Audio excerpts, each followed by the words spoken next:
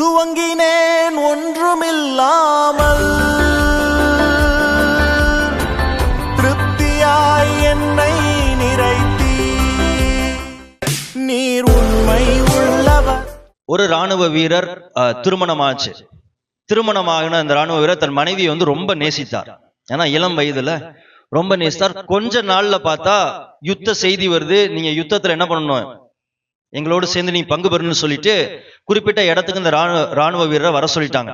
அப்ப மனைவியை விட்டு ஒரு பக்கம் பிரிய அவரால் முடியல, இன்னொரு பக்கம் நாட்டுக்கு கடமையை ஆற்ற வேண்டும். அதனால அப்படியே மனைவியை விட்டுட்டு அவர் என்ன பண்ணிட்டார், சொல்லிட்டு போறார், நான் எங்க இருந்தாலும் என்ன பண்ணிட்டே இருப்பேன், உன்னையதான் எப்பொழுதும் நினைச்சுக்கிட்டே இருப்பேன்னு சொல்லி யுத்தத்துக்கு போயிட்டார். ஆனா யுத்தத்துக்கு போன இடத்துல என்ன ஆச்சு அப்படின்னா, எதிரியின் படை கையில இவர் மாட்டிக்கிட்டார். அப்ப இவங்க இவரை பிரிசன் கேம்ப்ல கொண்டு போயிட்டாங்க, சிறைச்சாலையில, அவங்களுடைய சிறைச்சாலையில கொண்டு போய் போட்டுட்டாங்க. போட்டதுக்கு அப்புறம் பார்த்தா நாட்கள் போய்கொண்டே இருக்குது. ஒரு நாள் 2 நாள் பல வருஷங்கள் ஆகிக்கொண்டே இருக்கிறது. ஆனா அந்த ராணுவரியோட மனதில் எல்லாம் யார் தான் இருந்துகிட்டே இருக்கிறா, மனைவி தான் மனசுல ஃபுல்லா இருந்துகிட்டே இருக்காப்ல.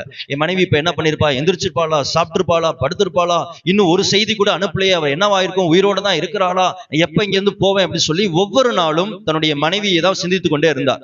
அப்ப பல வருடங்களுக்கு அப்புறம் இவர் அந்த அந்த சிறைச்சாலையில இருந்து வெளியே அனுப்பி விட்டாங்க. அப்ப அவர் ரொம்ப சந்தோஷம், வேகமா பஸ் எல்லாம் பிடிச்சி வேகமா எங்க வந்தாரு, தன்னுடைய சொந்த ஊருக்கு வந்தார். ஊருக்கு வந்துட்டு அந்த தெருவுல இறங்கணும்னா வேகமா ஓடுனார். ஓடி போய் பார்த்தா அவரோட வீடு இருக்குமோ இல்லைன்னு ஒரு பக்கம் பயம், பார்த்தா வீடு இருக்கு, ரொம்ப சந்தோஷம். சீக்கிரமா போய் என்ன பண்ணார், அந்த காலிங் பெல் அடிச்சார்.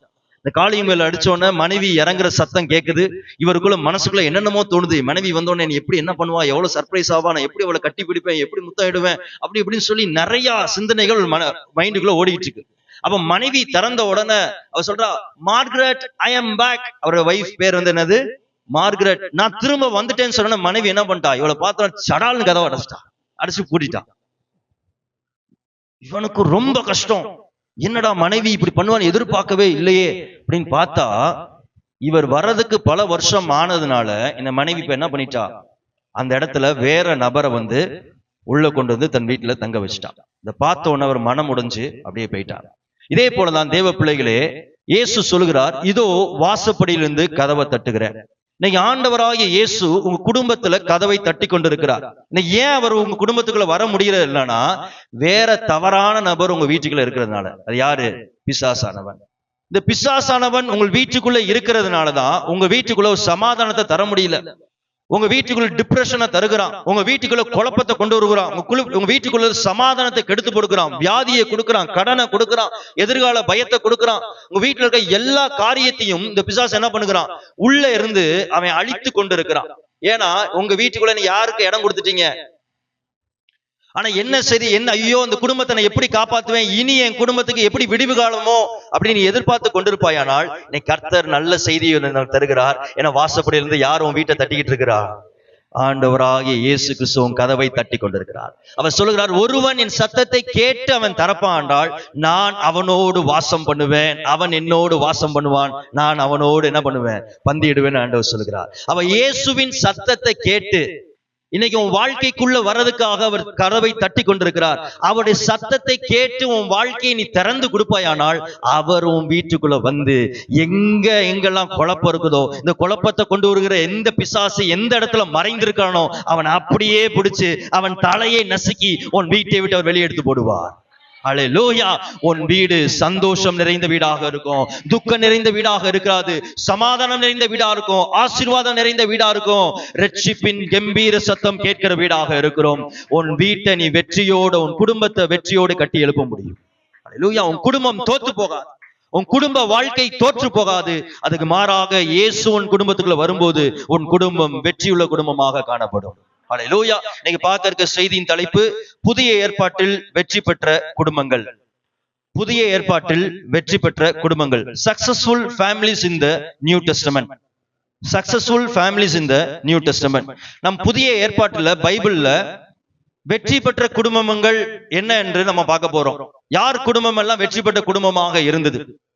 எத்தனை பேருக்கு உங்க குடும்பம் வெற்றி பெற்ற குடும்பமா இருக்குன்னு நினைக்கிறீங்க? அப்ப இந்த குடும்பத்தோடைய சுவாபங்களை நீங்க அடாப்ட் பண்ணிக்கும் போது, அந்த குடும்பத்துல ஒவ்வொரு கேரக்டரிஸ்டிக்ஸ் இருந்துச்சு, யூனிக்கான கேரக்டரிஸ்டிக்ஸ் இருந்துச்சு. அந்த சுவாபங்களை நீங்கள் உங்கள் குடும்பத்துல அடாப்ட் பண்ணிக்கொள்வீங்கனால், கர்த்தர் உங்கள் குடும்பத்தை தோற்க வைக்க மாட்டார், உங்க குடும்பம் வெற்றியுள்ள குடும்பமாக இருக்கும். அல்லேலூயா. இந்த மாதத்துடைய வாக்குத்தத்தத்தை வாசிப்போம். சங்கீதம் 118:15. நீதிமான்களுடைய கூடாரங்களில் இரட்சிப்பின் கெம்பீர சத்தம் உண்டு, கர்த்தரின் வலது கரம் பராக்கிரமம் செய்யும். எல்லாம் சேர்ந்து வாசிக்கலாமா அந்த வசனத்தை? சேர்ந்து வாசிப்போம். நீதிமான்களுடைய கூடாரங்களில் இரட்சிப்பின் கெம்பீர சத்தம் உண்டு, கர்த்தரின் வலது கரம் பராக்கிரமங்கள் செய்யும். ஹல்லேலூயா. இங்க சங்கீதக்காரன் சொல்றான் பாருங்களேன், நீதிமான்களுடைய குடும்பம் எதுல இருந்தெல்லாம் காக்கப்படுமா? எல்லா விதமான பிரச்சனையிலிருந்தும் அது காக்கப்படும். எப்பேற்பட்ட போராட்டங்கள் இருந்தாலும், சுத்தி எவ்வளவு பழைமுளை தாக்குதல்கள் உன் குடும்பத்துக்கு எதிராக வந்தாலும், பழைமுளை தாக்குதலில் அகப்பட்டு கொண்டிருந்தாலும், நீதிமானுடைய குடும்பத்தை கர்த்தர் என்ன பண்ணுவாராம்? எல்லாத்திலிருந்தும் அவர் வெற்றி சிறக்க பண்ணுகிற தேவனாக இருக்கிறார். அப்படி என்றால் உன் வீட்டில எவ்வளவு பெரிய பிரச்சனைகள், எவ்வளவு போராட்டங்கள் வந்தாலும், கர்த்தரை பிடித்து கொண்ட வீடாக உன் வீடு இருக்குமானால், உன் வீட்டில அழுக சத்தம் இருக்காது, உன் வீட்டில முறுமுறுப்பின் சத்தம் இருக்காது, உன் வீட்டில துக்கம் நிறைந்த சத்தம் இருக்காது, உன் வீட்டில குழப்பங்கள் நிறைந்த சத்தம் இருக்காது. அதுக்கு மாறாக சந்தோஷமும் கம்பீர சத்தமும் உள்ள சத்தம் மாத்திரமே உன் வீட்டில தொனித்துக் கொண்டு இருக்கும். அல்லேலூயா. இதை யாருடைய கரம் செய்யுமா? கர்த்தருடைய வலது கரம் பராக்கிரமங்கள் செய்யும். The Lord's mighty hand will do marvelous things in your families. கர்த்தருடைய வலது கரம் என்ன பண்ணும்? நீ கிரகிக்க முடியாத பெரிய காரியங்களை செய்யும். ஹல்லேலூயா. வார்த்தை என்ன சொல்லுது தெளிவாக? நாம் தோற்று போக வேண்டிய குடும்பம் கிடையாது, நாம் குடும்பம் உடைக்கப்பட வேண்டிய குடும்பம் கிடையாது. நம்முடைய குடும்பம் எப்படி போடும்? கட்டப்படும் குடும்பம். ஏன்னா நம்ம எல்லாம் யாரு? நீதிமான். இயேசுவை பின்பற்ற குடும்பமாய் நம் குடும்பம் இருக்கும்னா, நம் குடும்பத்தை கர்த்தர் கட்டி எழுப்புவார். ஆனா இதை பண்றது யாரு? யாருடைய கரம்? கர்த்தருடைய கரம் பராக்கிரமம் செய்யும். நான் சொல்லுகிறேன், இதை நீங்க விசுவாசிப்பீங்கன்னா, அழுது கொண்டிருக்கவும் வீட்டுக்குள்ள சத்தம், ஆனந்த சத்தம் கேட்கும். துக்கித்து கொண்டிருக்கிறவன் வீட்டுக்குள்ள, முறுமுறுப்பு கொண்டிருக்கிறவன் வீட்டுக்குள்ள ஒரு ஐக்கிய சத்தத்தை நீங்க கேட்பீங்க. அதான் வசனம் அழகா சொல்லுமா, shouts of joy. என்ன ஜாயா? ஷவுட்ஸ். உன் வீட்டுல சண்டை சத்தம் கேட்டிருக்கும், ஆனா இனி எப்படிப்பட்ட சத்தம் கேட்கும்? நீ சந்தோஷமா இருக்கிற சத்தத்தை எல்லாம் கேட்பாங்க. நீ ஆடி பாடி கர்த்தரை துதிக்கிற சத்தத்தை கேட்பார்கள். இது யாருடைய கரம் செய்கிறது? கர்த்தருடைய கரம் பராக்கிரமங்கள் செய்யும். அல்லேலூயா.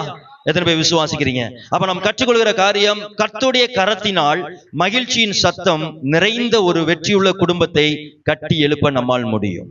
அல்லேலூயா. இன்னைக்கு அதனால தெரிஞ்சுக்கொள்ளுங்க, ஒரு வெற்றியுள்ள குடும்பத்தை உங்களால என்ன பண்ண முடியும்? கட்டி எழுப்ப முடியுங்க. அது கர்த்தருடைய கரம் மகிழ்ச்சியின் சத்தம் உள்ள குடும்பமாய் குடும்பத்தை கட்டி எழுப்பு செய்யும். அல்லேலூயா. அடுத்த கேள்வி, மகிழ்ச்சி சத்தம் நிறைந்த குடும்பம் என்றால் என்ன? அது என்னது மகிழ்ச்சியின் சத்தம்? பின்வருகிற 5 வேதாகம நபர்களின் சுவாபங்கள் நம்முடைய குடும்பங்களில் காணப்படும் போது, கர்த்தருடைய கரத்தினால் மகிழ்ச்சியின் சத்தம் நிறைந்த ஒரு வெற்றியுள்ள குடும்பத்தை கட்டி எழுப்ப முடியும். அல்லேலூயா. ஒரு 5 வேதாகம நபர்களை நம்ம பார்க்க போகிறோம். அந்த குடும்பத்தில் உள்ள சுவாபங்களை நீங்கள் உங்க குடும்பத்தில் அடாப்ட் பண்ணிக்குவீங்கன்னா, கண்டிப்பா மகிழ்ச்சியின் சத்தம் உங்கள் குடும்பத்தில் என்ன பண்ணும்? கேட்கப்படும். குடும்பத்தை வெற்றியாக கட்டி எழுப்ப முடியும். அல்லேலூயா. முதலாவது சுவாபம் உங்கள் குடும்பத்தில் காணப்படுகிற முதலாவது சுவாபம் என்ன அப்படின்னா, இயேசுவுக்கு முதலிடம் கொடுத்த மரியாள். நீங்க மரியாள் வாழ்க்கையில இருந்தா கத்துக்கொள்ள போறோம். இயேசுவுக்கு முதலிடம் குறித்த மரியாள். வாசிக்கலாம். லூக்கா 10ஆம் அதிகாரம் 41-42 வாசிங்க. லூக்கா 10:41-42. இயேசு அவளுக்கு பிரதியுத்தரமாக, மார்த்தாளே மார்த்தாளே, நீ அநேக காரியங்களை குறித்து கவலைப்பட்டு கலங்குகிறாய், தேவையானது ஒன்றே, மரியாள் தன்னை விட்டு எடுபடாத நல்ல பங்கை தெரிந்து கொண்டாள் என்றார். ஹல்லேலூயா. இயேசு மரியாள், மார்த்தாள், லாசரு அப்படின்னு 3 இருந்தாங்க. யார் யாரு? மார்த்தாள், மரியாள், லாசரு. அப்ப இவங்களுடைய வீட்டுக்கு இயேசு வரும்போது தன் சீஷர்களோடு வருகிறார். அப்ப மார்த்தாள் என்ன பண்றா? இயேசு நம்ம வீட்டுக்கு வரான்னு சொல்லி ரொம்ப சந்தோஷம். வந்தோடனே அவருக்கு சாப்பாடு கொடுக்கணும், அதை கொடுக்கணும், இதை கொடுக்கணும் சொல்லி ரொம்ப ஸ்ட்ரெஸ்ஃபுல்லா ஆகி, ரொம்ப தன்னையே வருத்தப்படுத்திக்கிட்டு, இதை பண்ணும் அதை பண்ணுன்னு சொல்லிட்டு ஆண்டவர் இயேசு போதித்து கொண்டிருந்த போது அதை கேட்காம என்ன பண்ணிட்டா? வீட்டு வேலை காரியங்கள்ல முக்கியத்துவம் கொடுத்துட்டா. ஆனா மரியாள் என்ன பண்ணா அப்படின்னா, இயேசுடைய பாதத்தில் உட்கார்ந்து, இயேசு தனக்கு வீட்டுக்கு வந்து நம் வீட்டுக்கு அவர் என்ன வார்த்தை வைத்திருக்கிறாரோ அதை உன்னிப்பாக கவனித்து அவருடைய பாதத்தை இமை பொழுதுக்குள்ள விலகாத நபரா இருக்கிறார். இதை பார்த்தோன்னே மார்த்தாளுக்கு பயங்கர கோபம். அப்ப இயேசுவை பார்த்து கேட்கிறா மார்த்தாள், ஆண்டவரே உங்களுக்கு கவலை இல்லையா? நான் தனிச்சு எவ்வளவு வேலையில பண்ணிட்டு இருக்கிறேன், மரியாதை கொஞ்சம் அனுப்பலாம்ல, அவளுக்கு கொஞ்சம் புத்தி சொல்லி அனுப்பலாம்ல, எனக்கு வேலை செய்ய சொல்லி அப்படின்னு. இப்ப இயேசு சொல்லுகிறார், மார்த்தாளே நீ அநேக காரியத்தை குறித்து நீ கவலைப்பட்டுக்கிட்டு இருக்கிற, இதெல்லாம் முக்கியம்தான், இது ரொம்ப தேவை கிடையாது, நீ ஏன் ரொம்ப நீ ஸ்ட்ரெஸ் பண்ணிக்கிற, தேவையானது ஒன்றுதான். அது என்ன? ஏன் பாதத்துல உட்கார்றது. மரியாள் தன்னை விட்டு எடுபடாத நல்ல பங்கை தெரிந்து கொண்டாள். அல்லேலூயா. தேவ பிள்ளைகளே, இந்த இடத்துல பாருங்க, மரியாளுடைய குடும்பத்தில் இந்த சுவாபம் என்ன அப்படின்னா, மரியாள் யாருக்கு முதலிடம் கொடுத்தா? தேவனாகிய இயேசுக்கு முதலிடம் கொடுத்தா. இந்த வசனம் பாருங்க, இதுல 37 வசனத்துல பாருங்களேன், 10:38, பின்பு அவர் பிரயாணமாய் போகையில் அவர் ஒரு கிராமத்தில் பிரவேசித்தார். அங்கே மார்த்தாள் என்னும் பெயர் கொண்ட ஸ்திரீ இயேசுவை தன்னுடைய வீட்டில் என்ன பண்ணாள்? ஏற்றுக்கொண்டா. இந்த இடத்துல இயேசுவை ஏற்றுக்கொண்டது யாரு? மார்த்தாளா மரியாளா? யாரு? மார்த்தாள். மார்த்தாள் இயேசுவே நீங்க வாங்கன்னு வீட்டுக்கு சொல்றா. ஆனா யார மறந்துட்டா? வீட்டுக்கு வந்த இயேசுவை வீட்டுக்குள்ள ஏற்றுக்கொண்டா, ஆனா யார மறந்துட்டா? இன்னைக்கு அநேகருடைய கிறிஸ்தவ வாழ்க்கை அப்படிதான் இருக்கு. ரட்சிக்கப்பட்டாச்சு, ஆனா இயேசுக்கு வாழ்க்கையில முதலிடம் கிடையாது, சர்ச்சுக்கு வர்றதுல முதலிடம் கிடையாது, பைபிள் வாசிக்கிறதுல முதலிடம் கிடையாது, ஜெபிக்கிறதுல முதலிடம் கிடையாது. இயேசுவை ஏற்றுக்கொண்டாச்சு, ஆனா என்ன இடம் கொடுக்கல? முதலிடம் கொடுக்காம மார்த்தாளை போல நீ இருந்து கொண்டிருப்பீங்க. அதனாலதான் உங்க வீட்டுல ஒரு வெற்றியுள்ள குடும்பத்தை கட்டி எழுப்ப முடியல. ஞாயிற்றுக்கிழமை ஆராதனைக்கு வரதில்லை, வேலைக்கு போயிடுறது, பிசினஸ்க்கு போயிடுறது, ஃபங்க்ஷனுக்கு போயிடுறது, உறவினர்கள் வந்தாலும் வீட்டுல இருந்துடுறது, வியாதி வந்துருச்சுன்னு வீட்டுல இருந்தது, உடம்பு முடியலன்னு வீட்டுல இருந்து, இன்னொரு பக்கம் புதுசான மன கஷ்டம் பாஸ், அதனால வர்றது கிடையாது. எங்க வர்றது இல்லையா? மன கஷ்டம், அதனால எங்க இருந்துட்டேன்? தேவ பிள்ளையே, நீ மார்த்தாளா இருக்கிறதுனாலதான் வீடை கட்ட முடியல. இயேசுவை ஏற்றுக்கொண்ட, ஆனா வாழ்க்கையில என்ன சுவாபம் இல்ல? இயேசுக்கு முதலிடம் கொடுக்கிற சுவாபம் உனக்குள் காணப்படல. இன்னைக்கு ஒரு வெற்றியுள்ள குடும்பத்தை நீ கட்டி எழுப்ப வேண்டும் என்றால், இன்னைக்கு ஆவியானவர் இன்னைக்கு உன் குடும்பத்துக்கு சொல்கிறது, இன்னைக்கு வாழ்க்கை கட்ட வேண்டும் என்றால், நீ மரியாளை போல தன்னை விட்டு எடுபடாத நல்ல பங்காகிய தேவ சமூகத்தில் நீ அமர்ந்திருக்க வேண்டும். அப்பதான் வீட்டுக்குள்ள சந்தோஷம் இருக்கும். நீ இயேசுவுக்கு முதலிடம் கொடுக்காம உலகத்துக்கு முதலிடம் நீங்க கொடுக்கிற நபராக உங்க வீடு இருக்குன்னா, எல்லா விதமான பிரச்சனையும் உங்க வீட்டுக்குள்ளதான் இருக்கும். இயேசுவை வீட்டுக்குள்ள எடுத்துக்கொண்டு இருக்கலாம், பேருக்கு கிறிஸ்தவங்கன்னு சொல்லிக்கலாம், ஆனா ரட்சிப்பின் அனுபவம் உனக்குள் இல்லை என்றால், உன் வாலிப வயசா இருந்தாலும் சரி, நீங்க முதிர் வயதா இருந்தாலும் சரி, உங்க வீட்டுக்கு போகும்போது என்ன வீடு எப்படி இருக்காது? ஒரு சந்தோஷம் நிறைந்த வீடா இருக்காது, வெறுமை நிறைந்த வீடா தான் இருக்கும். ஏன்னா ஃபர்ஸ்ட் சுவாபமே என்ன? உங்க வீட்டுக்குள்ள என்ன வேணும்? இயேசுக்கு முதலிடம் கொடுக்கும் குடும்பம். மரியாள்கிட்ட இருந்து கத்துக்கோங்க. அதை அழகான வார்த்தை, எனக்கு ரொம்ப அது பிடிச்சிருந்துச்சு அந்த வார்த்தை. வாசிப்போமா? 40வது வசனம் பாருங்களேன். பற்பல வேலைகளை செய்து மிகவும் வருத்தம் அவரிடத்தில் வந்து, மார்த்தாளுடைய சுவாபம் பாருங்க எப்படி இருக்காராம்? பற்பல வேலையில் செய்து. ஹாஸ்பிட்டாலிட்டி ரொம்ப முக்கியம்தான். ஏசப்பா வீட்டுக்கு வந்திருக்காரு, ஊழியக்காரங்க வீட்டுக்கு வந்திருக்காங்கன்னா அவங்களுக்கு என்ன பண்றது? அவங்களை உபசரிக்கிறது முக்கியம்னா, அந்த உபசரிப்பு யாரையும் மறந்துடக்கூடாது, ஆண்டவரே மறந்துடக்கூடாது. இன்னைக்கு சபைகள்ல ஊழியம் கொடுப்போம், பாட்டை போடுப்பா, அதை போடுப்பான்னு, இதை போட்டு எதை விட்டுருவான்? என்ன செய்தி போட்டதுனே கேட்காத மாதிரி உட்காந்துருவான். பாட்டை மாத்திட்டு ஆராதிக்கிறத விட்டுருவாங்க. அதனாலதான் இப்ப மாத்தி விட்டேன் எல்லாத்தையும். ஒரு 4 பேர் உண்டு பண்ணியா, 8 பேரை உண்டு பண்ணியாச்சு. அப்ப 2 மாசத்துக்கு ஒரு தடவை டர்ன் வரும். இதை காட்டிலும் இதுதான் முக்கியம். இன்னைக்கு மார்த்தாளை போல உங்களுக்கு கிறிஸ்தவ ஓட்டம் இருக்கிறது. இன்னைக்கு அப்படிப்பட்டவர்களாக நாம் இருக்கக்கூடாது. அதனாலதான் குடும்பம் கட்டல, குடும்பத்தை கட்ட முடியல. எப்படி இருக்கிறோம்? பல காரியத்தால நம்ம என்ன பண்ணிக்கிறோம்? நம்மை வருத்தி கொண்டு இருக்கிறோம். அந்த வார்த்தைகள் வருத்தம் பல வேலைகளால்னு ஒரு இடத்துல போட்டிருக்கு. 41வது வசனத்துல பாருங்களேன். மார்த்தாளே நீ அநேக காரியங்களை குறித்து கவலைப்படுகிறாய். இந்த 2 இடத்துலயும் கிரேக்கத்துல பயன்படுத்துற வார்த்தை என்ன அப்படின்னா, பெரிஸ்போ அப்படின்ற வார்த்தை பயன்படுத்திருக்கு. கவலை வருத்தம் இருக்குல்ல, ஆனா மூல மொழியில பெரிஸ்போன்ற வார்த்தை பயன்படுத்துக்கு. அதோட ஆழமான அர்த்தம் என்னன்னா distracted or drawn away or over occupied. அப்படின்னா என்னன்னா, அவங்க கவனம் எதுலயே கிடையாது, கர்த்தர் மேலே கிடையாது. டோட்டலா அவங்களுடைய கவனம் என்ன? சிதறடிக்கப்பட்டோம். அப்படிப்பட்ட விசுவாசி. அவ கவலைப்படல, she was distracted completely. நீங்க அநேகருடைய கிறிஸ்தவம் உங்களுடைய ஆவிக்குரிய வாழ்க்கை எப்படி இருக்குமா? It's full of distraction, is over occupied by the world. உலக காரியத்தால அதிகமாக திணிக்கப்பட்டிருக்கு. எது முக்கியமானது? இயேசு சொல்றாரு, இயேசு சொல்றாரு பாருங்க அழகா, தேவையானது ஒன்று. நல்லா தெரிஞ்சுக்கோங்க, உங்க வாழ்க்கையில எது ரொம்ப தேவை தெரியுமா? தேவனோடு உள்ள பிரச்சனை தான் உங்க வீட்டுக்கு ரொம்ப தேவை. இங்க இயேசு வந்து வேலைக்கு போகாதன்னு சொல்லல, வீட்டு வேலையை நீ கவனிக்காதன்னு சொல்ல வரல. ஆனா இதெல்லாம் பார்த்துட்டு எதை விட்டுறாத? என் சமூகத்தை விட்டுறாத. உன் வாழ்க்கைக்கு மிக தேவை எது? என் சமூகம் தான். ஆனா இன்னைக்கு நம்ம எதை முதல் இடத்துல வச்சிருக்கோம்? வேலை வேலை வேலை வேலை. சர்ச்சுக்கு வராட்டினாலும் பரவாயில்ல, எங்க போயிடுவோம்?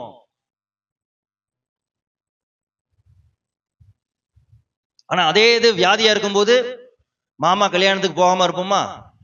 சித்தப்பா கல்யாணத்துக்கு போகாம இருப்போமா? வீட்டுல சண்டை வச்சுட்டு கல்யாணத்துக்கு போகாம இருப்பீங்களா? ஆளா போய் நிக்கிறது. ஏன்? You are over occupied. ஏன்னா நீ எதை முதலிடத்துல வைக்கல? தேவையான ஒன்றை முதலிடத்தில் வைக்கல. அதனாலதான் குடும்பத்தை கட்டி எழுப்ப முடியல. ஆவியானவர் உங்களுக்கு சொல்லுகிறார், நீ ஒரு வெற்றியுள்ள குடும்பத்தை நீ பார்க்கணும்னா தேவையானது ஒன்று. மரியாள் தன்னை விட்டு எடுபடாத நல்ல பங்கை யாராலே எடுத்து போட முடியாது. அதான் பவுல் சொல்றார், கிறிஸ்துவின் அன்பை விட்டு என்னை, எது கிறிஸ்துவின் அன்பை விட்டு என்ன பிரிக்க முடியும்? பட்டினியா, தரித்திரமா, கஷ்டமா?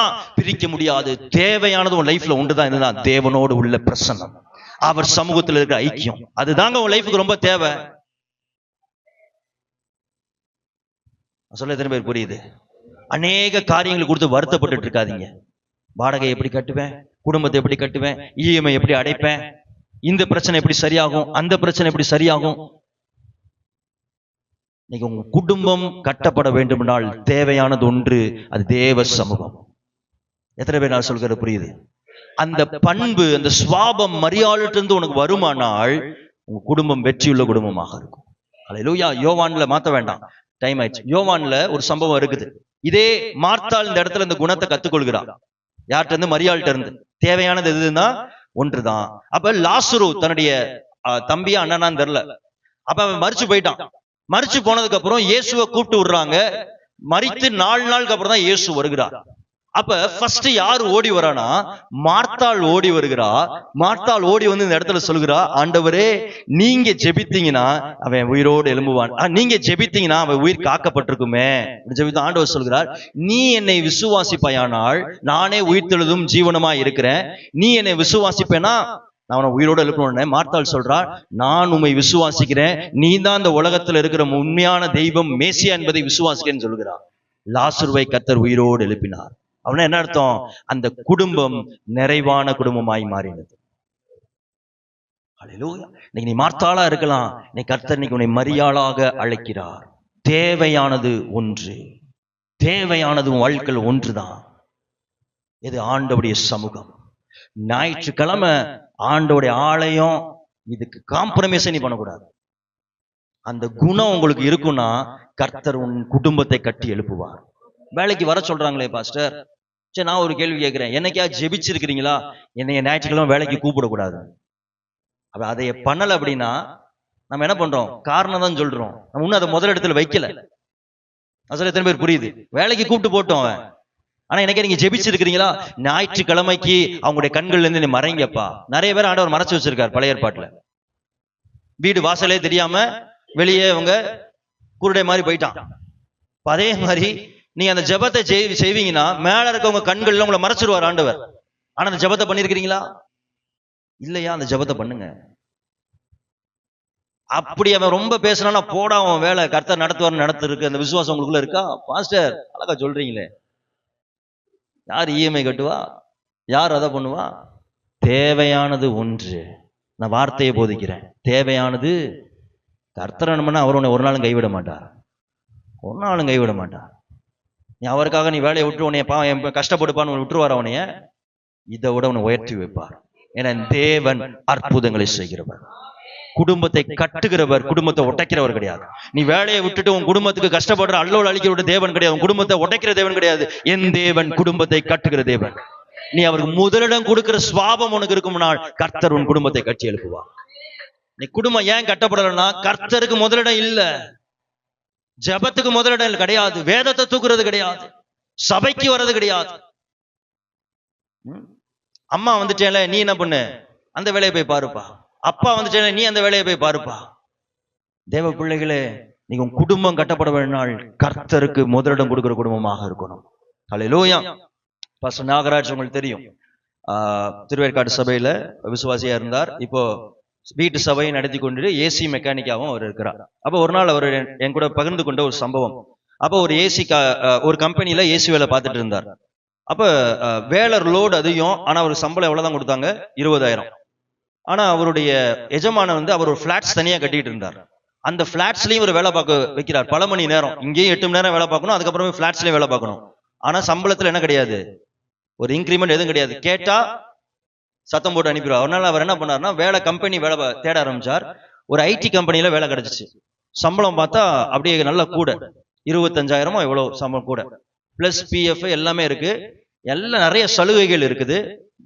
ஃபுட்டு கொடுத்துருவாங்க, இது அலவன்ஸ் எல்லாம் கொடுத்துருவாங்க. ஆனா ஒண்ணு என்னன்னா அவருக்கு சர்ப்ரைஸ் என்னன்னா ஞாயிற்றுக்கிழமை லீவு கிடையாது.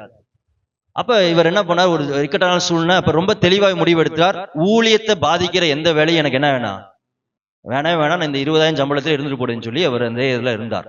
ஆனா ஆச்சரியம் பாருங்க, அடுத்த ஒரு 2 வாரத்துல அவருடைய வீட்டு பக்கத்திலேயே, ஒரு 2 கிலோமீட்டர் 3 கிலோமீட்டர் தான் இருக்குமோ, வீட்டு பக்கத்திலேயே அவருக்கு 30,000 சம்பளம் வேலை, மதியானம் லஞ்ச் ப்ரொவைட் பண்ணி 7 மணி நேரம் தான் வேலை. நல்லா கவனிங்க, எங்கேயா கேள்விப்பட்டிருக்கிறீங்களா? 7 மணி நேரம் வேலை, சண்டே லீவு, மாசமானா 1,500 பெட்ரோல் அலவன்ஸ் கொடுத்து இப்ப வேலை பார்த்துட்டு இருக்கிறார். ஏன்? கர்த்தருக்கு முதலிடம் கொடுத்ததுனால. அவர் கர்த்தருக்கு என்ன பண்ணார்? முதலிடம் கொடுத்தார். வேலை எதை பாதிக்க கூடாது? நான் கர்த்தர் எனக்கு கொடுத்த ஊழியத்தை பாதிக்க கூடாது, எனக்கு அவருக்கு உள்ள உறவை பாதிக்க கூடாது. நீங்க அப்படி இருக்கிற குடும்பமா இருப்பீங்கன்னா உங்க குடும்பம் கட்டப்படும். இன்னைக்கு அநேகர் ஞாயிற்றுக்கிழமை ஆராதனைக்கு வர்றது கிடையாது. ஞாயிற்றுக்கிழமை ஆராதனைக்கு வந்துட்டா அட்டெண்டன்ஸ்ல சைன் போட்டது மாதிரி, ஈவினிங் என்ன ஜபம் வச்சாலும் எனக்கு அதுக்கு என்ன ஜபந்தம்? நல்லா கவனிச்சுக்கோங்க, இந்த ஜபங்கள் எல்லாம் உங்க குடும்பத்தை கட்டக்கூடிய ஜபங்கள். நான் ஜபம் நடத்திக்கிட்டே இருப்பேன், ஆட்கள் 10 பேர் இருந்தாலும் என்ன பண்ணுவேன்? நடத்துவேன். வர்றவங்களுக்கு அது ஒரு ஆசீர்வாதம். நீ வரல அப்படின்னா அது என்ன அர்த்தம்? எதை குறிக்குது? எதுக்கு முதலிடம் கொடுக்கல? கர்த்தருக்கு முதலிடம் கொடுக்கல. அதனாலதான் குடும்பத்துல ஒரு வெற்றியை பார்க்க முடியல. உண்மையாவே ஏதோ ஒரு வேலை இருக்கு அப்படின்னா சரி பரவாயில்ல. ஆனா அநேகர் நல்லா தெரியும், ஆவியில சும்மா தான் இருக்கிறீங்க. ஆவியில தெரியும் எது எப்படி பாஸ்டர்? அதான் மேய்ப்பனுக்கு ஆண்டவர் எதை வைத்திருக்கிறார்? டிசர்னிங் ஸ்பிரிட் வச்சிருக்கிறார். அநேகர் சும்மா தான் இருக்கிறீங்க. அதனாலதான் குடும்பத்துல என்ன பண்ணல, குடும்பம் கட்டமாக்கிது. தேவையானது எது? தேவ சமூகம். அதுதான் உன்னை விட்டு எடுபடாத நல்ல பங்கு, உன்னை எடுத்தே போட முடியாத பங்கு. அல்லேலூயா. அந்த சுவாபத்தை நாம் வளர்க்கும் போது நம் குடும்பம் வெற்றியுள்ள குடும்பமாக இருக்கும். அடுத்து 2வது சுவாபம் என்னன்னா, தனக்கு ஊழியம் செய்த பவுலை கனப்படுத்திய லீதியாள். தனக்கு ஊழியம் செய்த பவுலை கனப்படுத்திய லீதியாள். வாசிக்கலாம், அப்போஸ்தலர் 16:14-15 வாசிங்க. அப்பொழுது தியத்திராள் ஊராலும் இரத்தாம்பரம் விற்கிறவளும் தேவனை வணங்குகிறவளும் ஆகிய லீதியாள் என்னும் பேருள்ள ஒரு ஸ்திரீ கேட்டுக்கொண்டிருந்தாள். பவுல் சொல்லியவைகளை கவனிக்கும்படி கர்த்தர் அவள் இருதயத்தை திறந்தருளினார். அவளும் அவள் வீட்டாரும் ஞானஸ்நானம் பெற்ற பின்பு அவள் எங்களை நோக்கி, நீங்கள் என்னை கர்த்தரிடத்தில் விசுவாசம் உள்ளவள் என்று எண்ணினால் என் வீட்டிலே வந்து தங்கியிருங்கள் என்று எங்களை வருந்தி கேட்டுக்கொண்டாள். ஹல்லேலூயா. அடுத்து முதல் குணம் என்ன சொன்ன? முதல் சுவாபம், உங்க வீட்டில் குடும்பத்தை நீ கட்டின முதல் சுவாபம் என்ன வேணும் உங்களுக்கு? கர்த்தராகிய இயேசுக்கு முதலிடம் கொடுக்க குடும்பமா இருக்கும். 2வது சுவாபம் என்ன அப்படின்னா, தனக்கு ஊழியம் செய்த பவுலை கனப்படுத்திய லீதியாள். என்ன நடக்குது அப்படின்னா, பவுல் பிலிப்பு பட்டணத்துக்கு போகிறார். அங்க அந்த காலத்துல உங்களுடைய பாணியில சொன்னா புரியுற மாதிரி சொன்னா, சர்ச் இல்லாதனால மக்கள் கரையோரம் உட்கார்ந்து ஜெபம் பண்ணி கொண்டிருக்கிறார்கள். அப்ப பவுல் என்ன பண்றார், அந்த யூதர்கள் அந்த புறஜாதிகள்கிட்ட போறார், ரட்சிக்கப்படாத அவங்கள்ட்ட போகிறார். ஆனா அவர்களுக்குள்ள என்ன இருக்கு? கர்த்தரை பற்றிய ஒரு விசுவாசம் இருக்கு. அவங்கள்ட்ட போய் இயேசுடைய சுவிசேஷத்தை அறிவித்துக் கொண்டிருக்கிறாள். அதுல ஒரு நபர் தான் யார் அப்படின்னா லிடியா. சரிங்களா? இவ யார் அப்படின்னா ஒரு நல்ல சக்சஸ்ஃபுல்லான ஒரு பிசினஸ் உமன். அவ என்ன வேலை பார்த்துட்டு இருக்கா பாருங்க, ரத்தாம்பரம் உள்ள விற்கிறவளுமாய் இருந்தாள். அப்படின்னா என்னன்னா, ரத்தாம்பரம் ஒரு விலையேற பெற்ற உடை. இது யாரு தான் வாங்குவா அப்படின்னா, ராஜாக்கள் அரண்மனையில இருக்கவங்க எல்லாம் வாங்குவாங்க, காஸ்ட்லியானவர்கள் எல்லாம் வாங்குவாங்க. அப்படின்னா லீதியாள் என்ன பிசினஸ் பண்ணா? அவ லீதியாள் ஒரு பெரிய பணக்காரி. ஒரு பெரிய பிசினஸ் டீலர், கரையோரம் உட்காந்து அவகிட்ட அந்த குணத்தை பாருங்களேன். கரையோரம் பெரிய பிசினஸ் லீடர், அவ கையில ஏராளமான பணங்கள் இருக்கிறது. ஆனாலும் ஞாயிற்றுக்கிழமை எங்க வந்து யாருடைய வார்த்தையை கேட்க வரா? அங்க உட்காந்து சர்ச்சு தான் இல்ல, நம்ம அந்த ஜெபிக்கிற அந்த கரையோரத்துல போய் கேட்போம்னு போய் உட்கார்றான். அப்ப பவுல் வந்து என்ன பண்ணுகிறார் அப்படின்னா, பவுல் வந்து மிஷினரியாக வருகிறார். அந்த இடத்துல வந்து தேவனுடைய வார்த்தையை போதிக் கொண்டிருந்த போது லிதியாளுடைய இருதயத்தை கர்த்தர் என்ன பண்ணுகிறாரா? இருதயத்தை பவுலுக்கு நேராக, பவுல் சொல்கிற வார்த்தைக்கு நேராக திருப்பினா. அப்படின்னா என்னன்னா, லிதியாளுக்குள்ள கர்த்தருடைய ஆவியானவர் பேச ஆரம்பிக்கிறார். என்ன, லிதியாளே, நீ என்னை பத்தி அறிந்திருக்கிற, ஆனா நீ இன்னும் முழுமை அடையல ரட்சிப்புல. நீ வணங்கி கொண்டிருக்கிற சந்தோஷம், ஆனா உன் ரட்சிப்பு இன்னும் முழுமை அடையவில்லை அப்படின்னு சொல்லி இருதயத்தை திருப்புறனால அடுத்த வசனம் சொல்கிறது, அவ என்ன பண்றாளாம்? அவளும் அவளுடைய வீட்டாரும் ஞானஸ்தானம் பெற்றார்கள். அப்படின்னா சொல்ல போனா முழுமையான ரட்சிப்பு யார் மூலியமா வருகிறது? யார் மூலியமா வருகிறது? பவுல் மூலியமா தான் வருகிறது. சொல்ல எத்தனை பேர் புரியுது? இன்னைக்கு நல்லா நம்ம புரிந்து கொள்ளணும். இன்னைக்கு நான் பல வருஷம் கிறிஸ்டியனா இருக்கிறேன், நான் தலைமுறைகளாக நான் வந்து யாருதான் கிறிஸ்துவ குடும்பத்துல இருக்கிறேன், அதனால இந்த வார்த்தைகள்லாம் சாதாரண வார்த்தைகள்.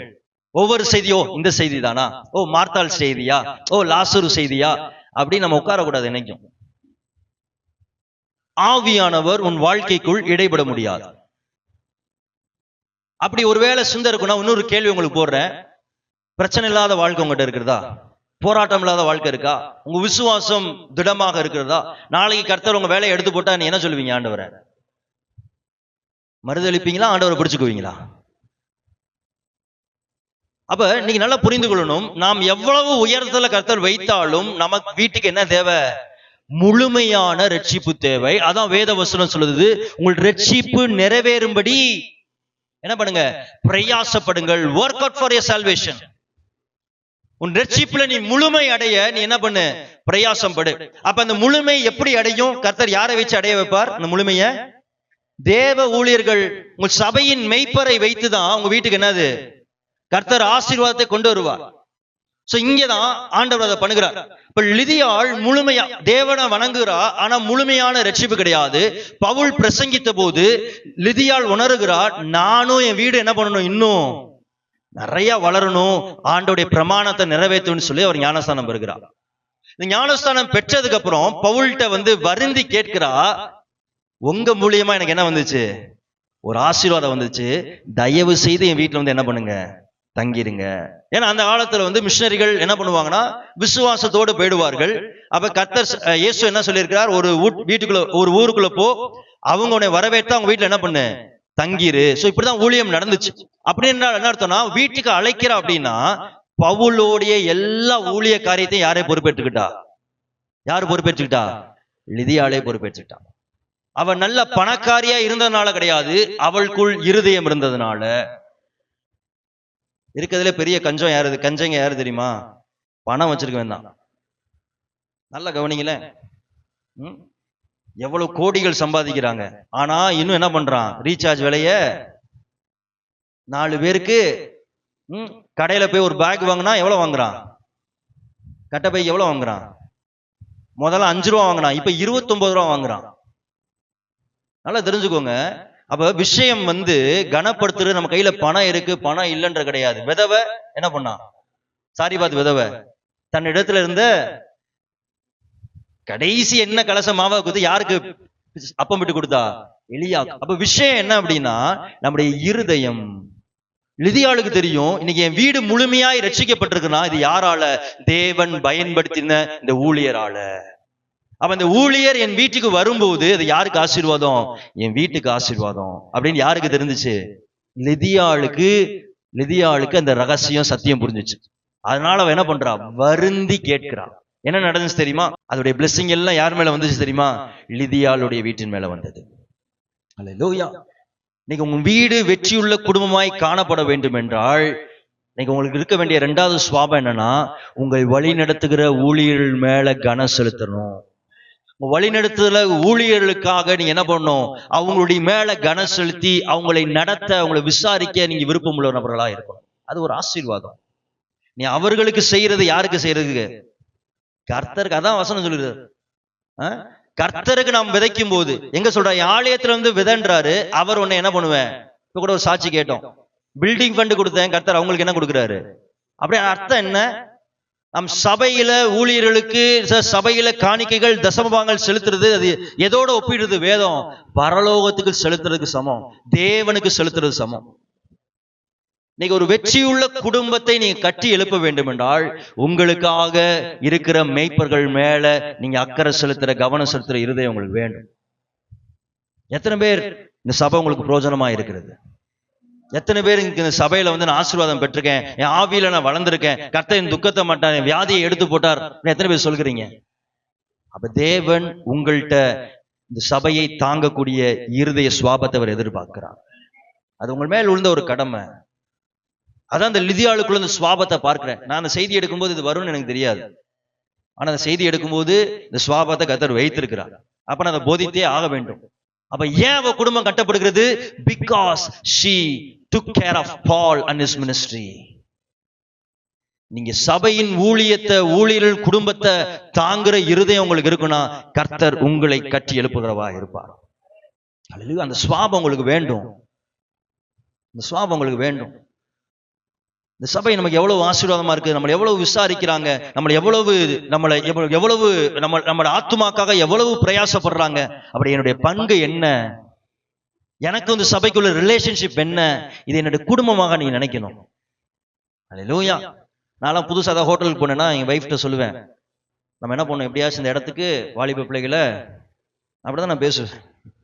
ஏதாவது ஒரு கேம் சென்டர் கூட்டு போனா சண்டே கிளாஸ் பிள்ளைகளை இந்த இடத்துக்கு கூட்டிட்டு வரணும். ஒரு நாள் பசங்க சொன்னாங்க, ஜென்ரலா பேசிட்டு இருந்தபோது, கேவிசிக்குள்ள நான் போனதே கிடையாது, கேவிசிலாம் ஒரு விஷயமாடா, வாடான்னு சொல்லி அந்த வாரம் கூட்டு போயிட்டு. என் இருதயம் எப்போ போலாம், எங்க போனாலும் என்ன எதோட கனெக்டடா இருக்கும்? சபை. சபை வாரத்தில் 6 நாள் 7 நாளும் ஒரு நாள் கூட உங்களை சிந்திக்காம இருக்கிறது கிடையாது. ஏன்? என் இருதயம் எங்க கனெக்டடா இருக்கு? உங்க ஆத்துமா மேல. இன்னைக்கு அந்த இருதயம் உங்களுக்கு இருக்குதா? சபையில இருந்து எவ்வளவு நன்மைகளை கர்த்தர் உங்களுக்கு தந்திருக்கிறார், எவ்வளவு வாக்குத்தத்தங்களை உனக்கு கொடுத்திருக்கிறார், எவ்வளவு நேரம் உன்னை நடத்திருக்கிறார். சபையை காணிக்கையாலும் தசம பாகத்தினாலும் தாங்கணுன்ற இருதயம் உங்களுக்கு இருக்குதா? அந்த இருதயம் எப்போ வருதோ அப்பதான் கர்த்தர் உங்க குடும்பத்தை கட்டுவார். அது ஒரு சுவாபம், தட்ஸ் a குவாலிட்டி. அது ஒரு குவாலிட்டி. நம் சபைக்கு என்ன, எப்படி உங்க ஒரு காரியங்கள் உங்க வீட்டுல நீங்க கட்டணும்னு நினைக்கிறீங்களோ அந்த இருதயம் உங்க சபை மேல வரணும். நம்ம சபைக்கு அந்த தேவை இருக்குதா? அந்த சபைக்கு அந்த தேவை சந்திக்கப்பட்டிருக்குதா? இந்த காரியத்தை அவர்கள் எப்படி நடத்துவார்கள்? அப்படி இருதயம் எப்போ வருதோ கர்த்தர் நம்முடைய குடும்பத்தை கட்டி எழுப்புறவராக இருக்கிறார். அடுத்த அதிகாரத்துல வாசம் என்ன நடக்குதுன்னா, பவுல வந்து சிறைச்சாலையில பிடிச்சிட்டு போயிட்டாங்க. அப்ப சிறைச்சாலையில பவுல் இருக்கிறார். பவுல் பாருங்க, சிறைச்சாலை விட்டு வெளியே வந்தோடனே 40வது வசனம் பாருங்களேன், அவர் எந்த வீட்டுக்கு வராரு பாருங்க. சிறைச்சாலையிலிருந்து வந்த உடனே அவர் யாருடைய வீட்டுக்கு வராரு பாருங்க. அந்தபடி அவர்கள் சிறைச்சாலையிலிருந்து புறப்பட்டு லீதியாள் இடத்திற்கு போய் சகோதரரை கண்டு அவர்களுக்கு ஆறுதல் சொல்லி போய்விட்டார். இப்ப பாருங்க, லிதியாள் எவ்வளவு க்ளோஸ்டா இருந்திருப்பா பவுலுக்கு. அவ்வளவு பெரிய துக்கம், கஷ்டம். ஆனா சிறைச்சாலையிலிருந்து வந்தோடனே பவுல் எங்கதான் போனாரா? லிதியாள். அப்ப லிதியாளுடைய குணம் எப்படி இருந்திருக்கும் பாருங்க. நான் சொல்ல எத்தனை பேர் புரிகிறது? ஒரு கஷ்டம், வேதனைகள், ஊழியம் என்றால் ஒரு கஷ்டம், வேதனை இருக்கும். அப்ப நாம் என்னவா இருக்கணும்? அதோட அர்த்தம் என்ன? நம்முடைய வீடு, நம்முடைய குடும்பம் யாருக்கு உறுதுணையா இருக்கணும்? நம்முடைய ஊழியர்கள் நமக்கு என்ன பண்றாங்க? நம்ம ஆத்துமாக்கு உத்தரவாதமா இருக்கிறார்களே. நம்முடைய ஆத்துமா நரகத்துக்கு போயிடக்கூடாது, நம் பாவத்துல விழுந்துடக்கூடாது, கெட்ட வழிகளில் போயக்கூடாது. நம்முடைய ஆத்துமாவை அவர்கள் பாதுகாத்துக் கொண்டிருக்கார்கள். நம்ம குடும்பத்தின் மேல எவ்வளவு அக்கறை செலுத்துறார்களே. அப்ப அவர்களுக்கு பண்ணுகிற ஊழியத்துல உள்ள கஷ்டங்கள், இல்லங்களுக்கு நான் எப்படி இருக்கணும்? என் வீடு ஒரு சப்போர்ட்டா இருக்கணும். அதுதாங்க சுவாபம். அந்த சுவாபம் உங்களுக்கு இருக்குன்னா கர்த்தர் உங்க வீட்டை வெற்றியுள்ள குடும்பமாய் கட்டி எழுப்புவார். அதான் நான் எப்பவுமே சொல்லுவேன், if you decorate the house of God, the God will decorate your house. நீ தேவனுடைய வீட்டை அலங்கரிக்கிற நபர்களா இருப்பாயானால் கர்த்தர் உங்கள் வீட்டை அலங்கரிப்பார். அது சத்தியம், அது சத்தியம். நான் ஊழியக்காரன் இருக்கிறதுனால நான் அதை போதிக்கல. சின்ன வயசுல இருந்து எங்க அப்பா அம்மாட்ட அந்த சுவாபத்தை நான் பார்த்திருக்கிறேன். எங்க அப்பா அம்மா அவங்க போய் கொண்ட சபையில எல்லா ஊழியத்துக்கும் முதலிடம் இருப்பாங்க, எல்லா இடத்துக்கும். நல்லா பார்த்திருக்கேன் அதை. காணிக்கைகள், தசமபாகங்கள், மற்ற ஊழியங்கள் எல்லாத்துலயும் முதலிடமா இருப்பாங்க. நான் ஊழியனா இருக்கிறனால போதிக்கல உங்களுக்கு, அதை நான் பார்த்திருக்கிறேன். நான் அதை கர்த்தர் எங்களுக்கு ஒரு வீட்டை கொடுத்தார், எங்களை ஆசீர்வாதத்தை அப்படியே உயர்த்திக்கிட்டே போனார். ஏன்? விஷயம் என்ன? கர்த்தர் வீட்டின் மேல கரத்தை வைத்தோம்னா கர்த்தர் நம்ம வீட்டு அவருடைய கரம் இருக்கும். போன வாரம் வந்த பாஸ்டர் டேனியல் கூட என்ன சொன்னார்? அவர் ஓட்ட சைக்கிள்ல தச்சு வந்தாராம். அப்ப அவர் என்ன பண்ணாரு, அப்பயே என்ன பண்ணாரு, பில்டிங் ஃபண்ட் தசமபாகங்கள் எல்லாம் சபைக்கு விதைக்க ஆரம்பித்தாராம். சொன்னார்ல, அவருடைய கர்த்தர் நீங்க எப்படி வச்சிருக்கிறார், நீங்க வீடை கட்டி பிள்ளைங்க நல்ல இடத்துல வேலை கட்டி வைத்திருக்கார். அதே தான் அவர் இன்னும் சொன்னார் பாத்தீங்களா, ஆரம்பத்துல வந்த விசுவாசி அதே நிலைமையில இருந்தையும் பார்த்திருக்கேன். நானும் 10 வருஷம் பார்த்திருக்கிறேன் இந்த ஊழியத்துல. அது யாருன்னா சபைக்கு விதைக்காத நபர்களா இருப்பாங்க. அவங்களை பயமுறுத்துறதுக்காக நான் சொல்லல, அது சத்தியம். ஏன்னா பொருளாதாரத்துல எல்லாம் இப்ப விரிவாகும். கொடுங்கள் அப்பொழுது, அத நான் இப்படி சொல்லுவேன், விதைங்கள் அப்பொழுது உங்களுக்கு வளர்ச்சியை பார்ப்பீங்க. ஒரு பாஸ்டர்ட்ட நான் பேசிட்டு இருந்தேன். அவங்க சொன்ன காரியம் எனக்கு ரொம்ப வருத்தமடைய செய்தது. அந்த சபை ஆரம்பிச்சு 30 வருஷம் இருக்கு. ஆரம்பத்துல இருந்து ஒரு குடும்பம் வந்திருக்கிறாங்க. 30 வருஷம் அந்த சபையில ஒரு வட்டம் கூட தசமபாகம் காணிக்கை எந்த ஊழியத்துக்குமே பங்கெடுக்க மாட்டாங்க. ஆனா கர்த்தர் அவங்களை எப்படி ஆசீர்வதிச்சிருக்கிறார். ஒருத்தவங்க வந்து ஐடில வேலை, இன்னொருத்தவங்க வந்து காலேஜ்ல ஒரு பெரிய பொசிஷன்ல இருக்காங்க. எனக்கு ரொம்ப ஆச்சரியமா இருந்துச்சு, ரொம்ப ஆச்சரியமா இருந்துச்சு. ஆனா அடுத்த ஒரு விஷயம் சொன்னாங்க, இவ்வளவு சம்பாதித்தும் அவங்க வீட்டுல பணம் நிக்காது. வாங்கின வீடை வித்துட்டாங்க, வாங்கின காரை கொடுத்துட்டாங்க. இன்னைக்கு சுத்தி முழிச்சா கடன் தான். அவ்வளவு லட்சங்கள் சம்பாதித்தோம். நீ பாத்தீங்களா இப்ப விஷயம் என்ன, இன்னைக்கு நம்முடைய வீட்டை எப்ப கட்டுவாருன்னா நாம் கர்த்தருடைய வீட்டை கட்டும் போது. ஹல்லேலூயா. இந்த லிதியாளுக்கு இந்த குணம் இருந்துச்சு பாருங்க. என்னுடைய ஆத்துமாக்கு உத்தரவாதம் செய்யறவங்க அவங்களுடைய காரியத்தை நான் என்ன பண்ணுவேன், அவங்களுடைய ஊழியத்தை நான் பொறுப்பெடுத்துக் கொள்வேன். ஹல்லேலூயா. கர்த்தர் நல்லவர். அடுத்து 3வது பாருங்க, 3வது சுவாபம். நம் வெற்றியுள்ள குடும்பத்தை ஆரம்பிக்க நமக்கு இருக்க வேண்டிய 3வது சுவாபம், தீமோத்தேயுக்குள் விசுவாசத்தை நிலைத்திருக்க செய்த ஐனிக்கேயாள். தீமோத்தேயுக்குள் விசுவாசத்தை நிலைத்திருக்க செய்த ஐனிக்கேயாள். வாசிக்கலாம் 2 தீமோத்தேயு 1:4 வாசிங்க. உன்னிலுள்ள மாயமற்ற விசுவாசத்தை நினைவு கூறுகிறதினால் என் முன்னோர்கள் முதற்கொண்டு சுத்த மனசாட்சியோடு ஆராதித்து வரும் தேவனை நான் ஸ்தோத்தரிக்கிறேன். அடுத்த வசனம். அந்த விசுவாசம் முந்தி உன் பாட்டியாகிய, நல்லா கவனிங்க, அந்த விசுவாசம் எங்க இருந்து தீமோத்தேயுக்கு வந்திருக்கான், உன் பாட்டியாகிய லோவிசாலுக்குள்ளும் உன் தாயாகிய ஐனிக்கேயாளுக்குள்ளும் நிலைத்திருந்தது. அது உனக்குள்ளும் நிலைத்திருக்கிறது என்று நிச்சயித்திருக்கிறேன். ஹல்லேலூயா. இந்த இடத்துல பவுல் சொல்றாரு பாருங்களேன், தீமோத்தேயை பார்த்து அவர் வாழ்த்துகிறார். உனக்குள்ள என்ன விசுவாசம் இருக்கு, ஒரு மாயமற்ற விசுவாசம் இருக்கு. அப்படின்னா என்னன்னா, ஆங்கிலத்துல வந்து இன்னும் அழகா இருக்கு, என்ன விசுவாசம் இருக்கு அப்படின்னா, a genuine faith, sincere faith. அப்படின்னா முழுமையாக கர்த்தருக்கு உன் வாழ்க்கையை கொடுக்கிற விசுவாசம். அறைகுள்ள ஒரு விசுவாச ஓட்டம் கிடையாது. பேர் கிறிஸ்துவம் கிடையாது. நீ பேர் கிறிஸ்தவ வாழ்க்கையை நீ வாழல. உனக்குள்ள எப்படிப்பட்ட விசுவாசத்தை பார்க்கிறேன், ஒரு முழுமையான விசுவாசத்தை பார்க்கிறேன். இந்த விசுவாசம் எப்படிப்பட்ட விசுவாசமா இருக்குன்னா, நம்முடைய முன்னோர்கள் தெளிந்த புத்தியோடு ஆராதித்தார்களே தேவனை, அதே போல நீயும் தெளிந்த புத்தியோடு ஆராதிக்கிற. அதை பார்க்கும்போது எனக்கு ரொம்ப சந்தோஷமா இருக்கு. தேவனை என்ன பண்றேன், மகிமைப்படுத்துகிறேன். ஆனா இந்த தெளிந்த விசுவாசம் உனக்கு எங்க இருந்து வந்திருக்குன்றார் பாருங்களேன். 5வது வசனம், உன் பாட்டியாய யாருக்குள்ள, லோவிசாலுக்குள்ள இருந்தும் அவங்க அம்மாவாய ஐனிக்கேயாள், அவங்க ரெண்டும் உங்க பேரு வித்தியாசமான ஒரு பேரு. லோவிசால் லூயிஸ், லோவிசாலுக்குள்ளும் ஐனிக்கேயாளுக்குள்ளும் இருந்து அந்த விசுவாசம் என்ன பண்ணிருக்கு, உனக்கு வந்திருக்கு. இப்ப பாருங்க, இந்த குடும்பம் எப்படிப்பட்ட குடும்பம் பாருங்களேன். தீமோத்தேயுக்குள்ள விசுவாசத்தை நிலைத்திருக்க செய்த குடும்பம். அது யார்கிட்ட இருந்து இறங்கியது பாருங்க, பாட்டிட்ட இருந்து யார்கிட்ட வந்துச்சு, அம்மாட்ட இருந்து. இன்னைக்கு இந்த பேட்டர்ன் உங்க வீட்டுல இருக்குதா, அதை விட்டுருங்க. நீங்க அடுத்த தலைமுறைக்கு விசுவாசத்துல நிலைத்திருக்கிற பெற்றோரா இருக்கிறீங்களா, நிலைத்திருக்கிற ஓட்டம் உங்களுக்குள்ள இருக்குதா? அப்படி இல்லை அப்படின்னா சாரி, உங்க குடும்பத்தை என்ன காரியத்தாலும் கட்ட முடியாது. You may have power, you may have money, you may have assets, but you won't have a healthy family life. வாழ்க்கையில் எல்லாமே இருக்கும், பணம் இருக்கும், பொருள் இருக்கும், அதிகாரம் இருக்கும், சொத்துக்கள் இருக்கும். ஆனா என்ன குடும்பமா உங்க குடும்பம் இருக்காது, ஒரு ஆரோக்கியம் உள்ள குடும்பமா இருக்காது. நான் சொல்ல எத்தனை பேர் புரியுது?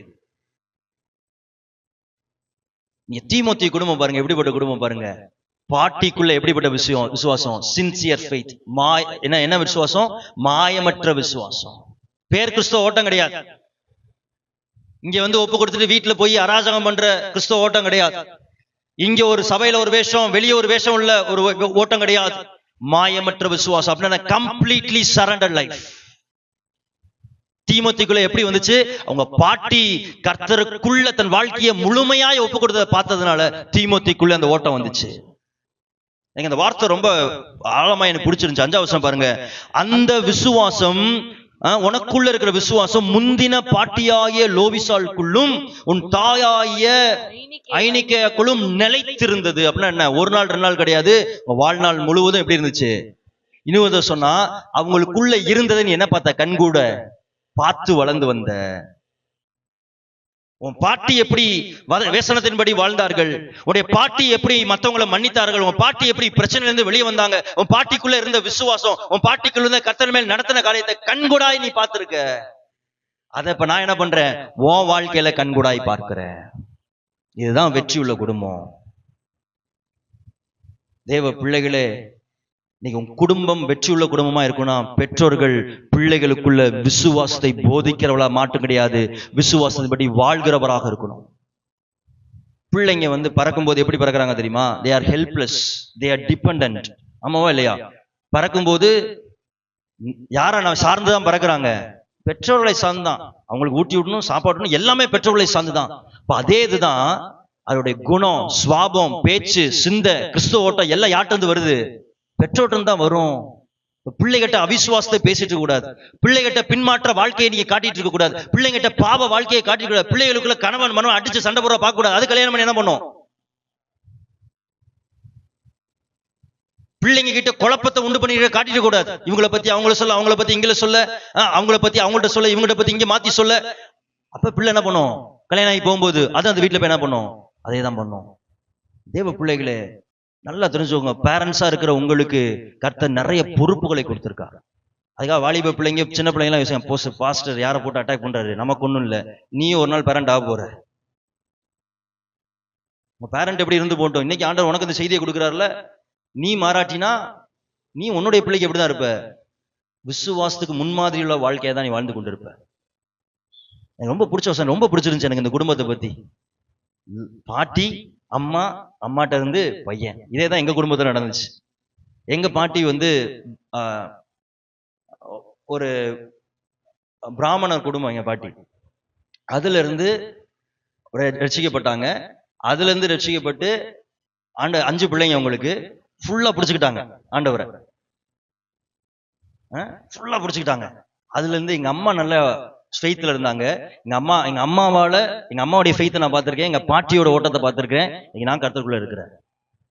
நீங்க ஆண்டவரை ஜெபிக்கிறேன், வாசிக்கும் போது ஆண்டவரே அடுத்து வரப்போற தலைமுறைக்கு எனக்கு இந்த கிருபையை பண்ண எனக்கு கிருபை கொடுங்கன்னு ஜெபிச்சேன். இந்த செய்தியை ப்ரிப்பேர் பண்ணும்போது நான் அந்த ஓட்டத்தை நான் ஓடணும்ப்பா. இதுதாங்க ஹெல்த்தி லைஃப், ஹெல்த்தி ஃபேமிலி. இதுதான் வெற்றியுள்ள குடும்பம். உன் பிள்ளைக்கு கர்த்தரை போதிக்கிறவராக நீங்க இருப்பீங்கன்னா உன் குடும்பம் வெற்றியுள்ள குடும்பமா இருக்கும். பிள்ளைகளுக்கு சொல்லித்தர இதே லைக் எமோஷனல் ஸ்பாஞ்ச், அப்படியே உறிஞ்சுக்குவாங்க. கேட்காத மாதிரி இருக்கும், டிவி தான் பார்த்துட்டு இருப்பான், ஆனா அப்பா பேசுற எல்லா கெட்ட வார்த்தை, அம்மா பேசுற கெட்ட வார்த்தை உள்ள போய்க்கும். நீ ஸ்கூல்ல போய் பாருங்க, அதே வார்த்தையை பயன்படுத்திட்டு இருப்பான். நீ குடும்பத்துல ஜெயம் வராத காரணம் என்னன்னா, இன்னைக்கு நம்முடைய விசுவாச ஓட்டத்தை ஒழுங்கா வாழாதனாலதான். பிள்ளைகளுக்கு போதிக்க வேண்டியது என் மேல் விழுந்த கடமை. அப்படியே கேளுங்க பார்க்கணும். எல்லாருமே தலையில கேவீங்க, ஏன்னா நீங்க எல்லாருமே ஒரு நாள் திருமணம் பண்ணுவீங்க, உங்களுக்கு கர்த்தர் குழந்தை பாக்கியத்தை கொடுப்பார். கேளுங்க, ஆண்டவரே இன்னைக்கு இந்த சத்தியத்தை நான் கேட்கிறேன், இன்னைக்கு நான் மனம் மாறணுமாப்பா. கேளுங்க, மனம் மாறணும். என்னுடைய ஒரு சின்ன செயல் கூட ஒரு சிறு பிள்ளைகள் என் வீட்டுல இருக்க என் பிள்ளைகளுக்கு இடையூறாக இருக்கக்கூடாதப்பா. என் குடும்பத்தை கட்டி எழுப்புங்க டேடி. அல்லேலூயா. எனக்கு ரொம்ப வருத்தமுள்ள காரியம், ஒரு 6 மாசத்துக்கு முன்னாடி ஒரு சிஸ்டரை பார்த்து பேசினேன். அவங்க ரொம்ப நாளுக்கு முன்னாடி சர்ச்சுக்கு வந்தாங்க, அப்புறம் பின்வாங்கி போயிட்டாங்க. இப்போ அவங்கள்ட்ட போய் பேசும்போது எனக்கு ரொம்ப வேதனைப்படுத்தின காரியம் என்னன்னா, அவங்க திருமணம் ஆனப்ப, அவங்க ஒரு கிறிஸ்டிய குடும்பத்தில் சேர்ந்தவங்க, திருமணம் ஆனப்ப வேற இதுல கல்யாணம் பண்ணிட்டாங்க. கல்யாணம் பண்ணதுனால அவங்க சொல்றாங்க, என்கிட்ட வாயை திறந்து, என்னை கல்யாணம் பண்ண அன்னையில தான் சர்ச்சுக்கு போறது நிப்பாட்டினேன். அடுத்து 15 வருஷம் அப்புறம் கணவர் இறந்ததுக்கு அப்புறம் தான் சர்ச்சுக்கு போற சூழ்நிலை இருந்துச்சு, ஆனா சர்ச்சுக்கு போகல. கடைசியா அவங்க இங்கதான் வந்தாங்க. அப்ப கொஞ்சம் ஒரு 8 மாசம் ஒழுங்கா வந்தாங்க. அதுக்கப்புறம் உங்க பிள்ளைங்க அப்படியே ரட்சிக்கப்பட்டு உள்ள வர டைம்ல மறுபடியும் என்ன ஆயிட்டாங்க, பின்வாங்கி போயிட்டாங்க. அப்ப நான் உங்கள்ட்ட சொன்னேன், அப்ப போனப்ப அவங்க சொன்ன, பிள்ளைகளுக்கு திருமணம் வரன்னு பார்த்துட்டு இருக்கிறேன், எந்த மதத்துல கிடைச்சாலும் சரிதான் அப்படின்னு. ரொம்ப கஷ்டமா இருந்துச்சு. ஏற்கனவே பட்டு பின்வாங்கி போயாச்சு. அடுத்து இப்பதான் உள்ள வந்து பிள்ளைங்க வர நேரத்துல மறுபடியும் பின்வாங்கி போயாச்சு. இப்ப மறுபடியும் இந்த பிள்ளை எங்க போகும்? அந்த உணர்வு இல்ல பாத்தீங்களா? நமக்கு பொறுப்பு இருக்கு. இன்னைக்கு உங்களுக்கு நான் அன்போடு கேட்கிற காரியம், இங்க இருக்கிற சின்ன பையனா இருந்தாலும் சரி, பெரியவங்களாலும் சரி, உங்களுக்கு இன்னும் பொறுப்பு இருக்கு. விசுவாசத்தில் நிலைத்திருக்கிற பொறுப்பும், உங்க விசுவாசத்தை உங்க வீட்டுல காட்டுற பொறுப்பும் உங்க கையில தான் இருக்கு. இந்த சுவாபம், தீமோத்தேயின் குடும்பத்தில் இந்த சுவாபத்தை நீங்கள் பெற்றுக்கொள்வீங்க, உங்க குடும்பத்தை கர்த்தர் என்ன பண்ணுவார்? வெற்றிகர குடும்பமாய் கட்டி எழுப்புவார். அல்லேலூயா. அடுத்து 4வது சுவாபம் பாருங்க. தன் வீட்டை ஊழியத்துக்காக திறந்து கொடுத்த தேவ பக்தியுள்ள கொர்நேலியு. தன் வீட்டை ஊழியத்திற்காக திறந்து கொடுத்த தேவ பக்தியுள்ள கொர்நேலியு. வாசிங்க அப்போஸ்தலர் 10:2. அவன் தேவ பக்தியுள்ளவனும் தன் வீட்டார் அனைவரோடும் தேவனுக்கு பயந்தவனுமாயிருந்து ஜனங்களுக்கு மிகுந்த தருமங்களை செய்து எப்பொழுதும் தேவனை நோக்கி ஜெபம் பண்ணி கொண்டிருந்தான். யாருன்னா கொர்நேலியு. கொர்நேலியுன்றவன் வந்து ஒரு ஆர்மில ஒரு பெரிய ஆபீசர்னு வச்சுக்கோங்க. சரியா? 100க்கு அதிபதி. அவன் கீழே 100 பேர் வேலை செய்யற இடத்துல இருந்தாங்க. ஆனா அந்த கொர்நேலியு வந்து ரட்சிக்கப்படாத நபர். ஆனா புறஜாதியா இருந்தாலும் கர்த்தரை விசுவாசித்த நபர். He is a God fearer. இயேசுவை ஏற்றுக்கொண்டவர்கள். யார்? இருந்து கொர்நேலியு. சரிங்களா? வசனம் சொல்லுது பாருங்க. கொர்நேலியு பாருங்களேன், அவன் தேவ பக்தி உள்ளவனும் தன் வீட்டாரோடும் தேவனுக்கு பயந்தவனுமாய் இருந்தான். இந்த வீடு எப்படிப்பட்ட வீடு பாருங்க.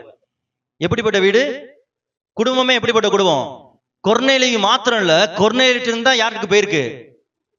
வீட்டார் அனைவருக்கும் இந்த தேவ பக்தியும் தேவ பயம் யார்கிட்ட இருந்து போயிருக்கு பாருங்க. ஹலோ, இங்கதான் இருக்கிறீங்களா? இப்ப கொர்நேலியு உள்ள சுவாபம் பாருங்களேன். தேவ பக்தி உள்ள கொர்நேலியு. இன்னைக்கு உங்க குடும்பம் கட்டப்பட வேண்டுமென்றால் உங்கள் குடும்பத்தில் நீ எப்படிப்பட்டவளா இருக்கணும்? தேவ பக்தி. யாரெல்லாம்? சர்ச்சுக்கு வரவங்க மாத்திரமா? வீட்டுல இருக்க அனைவரும். இன்னைக்கு இந்த விசிட்டிங் போகும்போது இல்லைன்னா சுவிசேஷ பார்க்கும்போது, ஏன் பிரதர் வரல, ஏன் சிஸ்டர் வரல? அதான் ஹஸ்பண்ட் வராங்களே, அதான் மனைவி வராங்களே, அதான் பிள்ளைங்க வராங்களே. குடும்பம் கட்டப்படாது. நீங்க எவ்வளவு நாளும் பேசிக்கலாம், உங்களுடைய முடிவுகளை நீங்க ஸ்ட்ராங்கா இருக்கலாம், ஆனா எது கட்டப்படாது? குடும்பத்துல ஒரு வெற்றியை பார்க்க முடியாது. கொர்நேலியுடைய குடும்பம் பாருங்க, எப்படிப்பட்ட குடும்பம் பாருங்களேன். தேவ பக்தியுள்ளவனும் தன் வீட்டாரோடும் தேவனுக்கு பயந்தவனுமாய் இருந்தான். அடுத்து ஜனங்களுக்கு மிகுந்தும் தர்மங்களை செய்து எப்பொழுதும் தேவனை நோக்கி இந்த குடும்பம் என்ன பண்ணிக்கிட்டே இருக்கு? ஜெபம் பண்ணி கொண்டிருக்கிற குடும்பம். உங்க வீட்டுல குடும்பம் ஜெபம் இல்லைன்னா உங்க குடும்பம் வெற்றி உள்ள குடும்பமா இருக்க முடியாது. நான் சொல்ற வார்த்தையை பாருங்க, இருக்க நாட் பாசிபிள். நான் உட்காந்த பிள்ளைங்க போயிடுறாங்க, பிள்ளைங்க உட்காந்தா கணவர் வர கணவரக்கா முத நீங்க உட்காருங்களா? சில நேரத்துக்கு அப்படிதான் வரும். முத நீங்க உட்கார்ந்தீங்களா? எடுத்தோன்னு யார் மேல காரணத்தை போடுறது? கணவன் மேல போடுறது, மனைவி மேல போடுறது. நம்ம மக்கள்கிட்ட இருக்க பிரச்சனை என்ன தெரியுமா?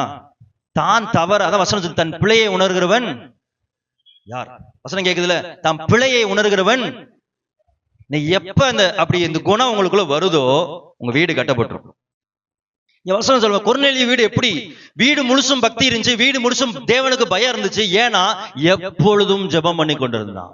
ஏன்னா சொல்றேன், கொர்நேலியு வந்து யார் கிடையாது? யூதன் கிடையாது, அவன் புறஜாதி.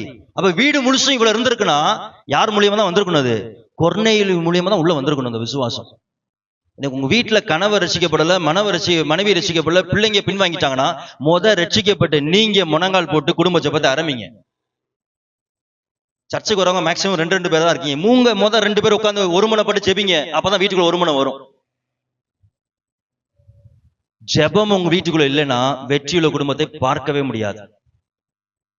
நான் பெங்களூர்ல இருந்தப்ப பைபிள் காலேஜ் படிச்சிருந்தப்ப எங்க அம்மா நைட்டு போன் பண்ணுவாங்க. எங்க அண்ணன் வெளியூர்ல இருப்பான், நான் பெங்களூர்ல இருப்பேன். கான்ஃபரன்ஸ் கால்ல ஜெபம் பண்ணுவோம். கான்ஃபரன்ஸ் கால்ல பேச தெரியுதுல, போன்ல எங்கேயோ இருக்க ஃப்ரெண்ட்ஸ் உட்காந்து மணிக்கணக்கா வெட்டியா பேச தெரியுதுல, ஏன் அதை கான்ஃபரன்ஸ் கால்ல ஜெபிச்சா என்ன? இன்னைக்கு வெற்றியுள்ள குடும்பத்தை நீங்க பார்க்கணும்னா எப்படிப்பட்ட குடும்பமா இருக்கணும்? தேவ பக்தியுள்ள குடும்பமாக இருக்கணும். கொர்நேலியு வீடு அப்படிப்பட்ட வீடு. அனுதினமும் ஜெபித்தார்களாம். பாருங்க, ஜெபித்ததுனால வசனம் சொல்லுது, அவன் என்ன பண்றானா? சக மனிதருக்கு தாராளமாய் தான தர்மங்களை செய்தானா. ரியல் ஃபெய்த், நல்லா பாருங்க, ஜெனியூனான ஃபெய்த் எதோட நிக்காது? வீட்டுக்குள்ள நிக்காது, அது சமுதாயத்துக்கு தான் போகும்.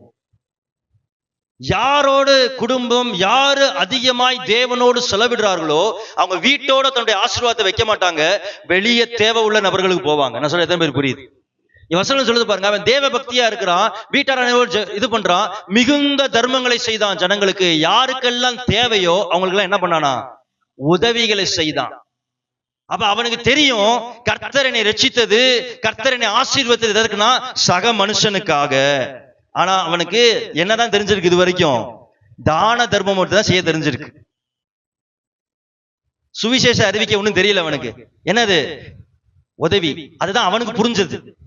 ஆனா அடுத்து என்ன நடக்குது அப்படின்னா, தூதன் தரிசனமாகி தூதன் சொல்றார், நீ பேதுரு ஒரு நபரை உன் வீட்டுக்கு அனுப்பி கொண்டு வரணும். அடுத்து நீ என்ன பண்ணணும், உன் குடும்பம் அடுத்து எப்படி போகணும் என்பதை யார் உனக்கு காட்டுவா, பேதுரு காட்டுவான்னு சொல்றான். அப்ப பேதுரு ஆள் விட்டு அனுப்பிடுறான். பேதுரு வந்தோடனே, பேதுரு வரும்போது இந்த கொர்நேலியு என்ன பண்றாரு பாருங்களேன்.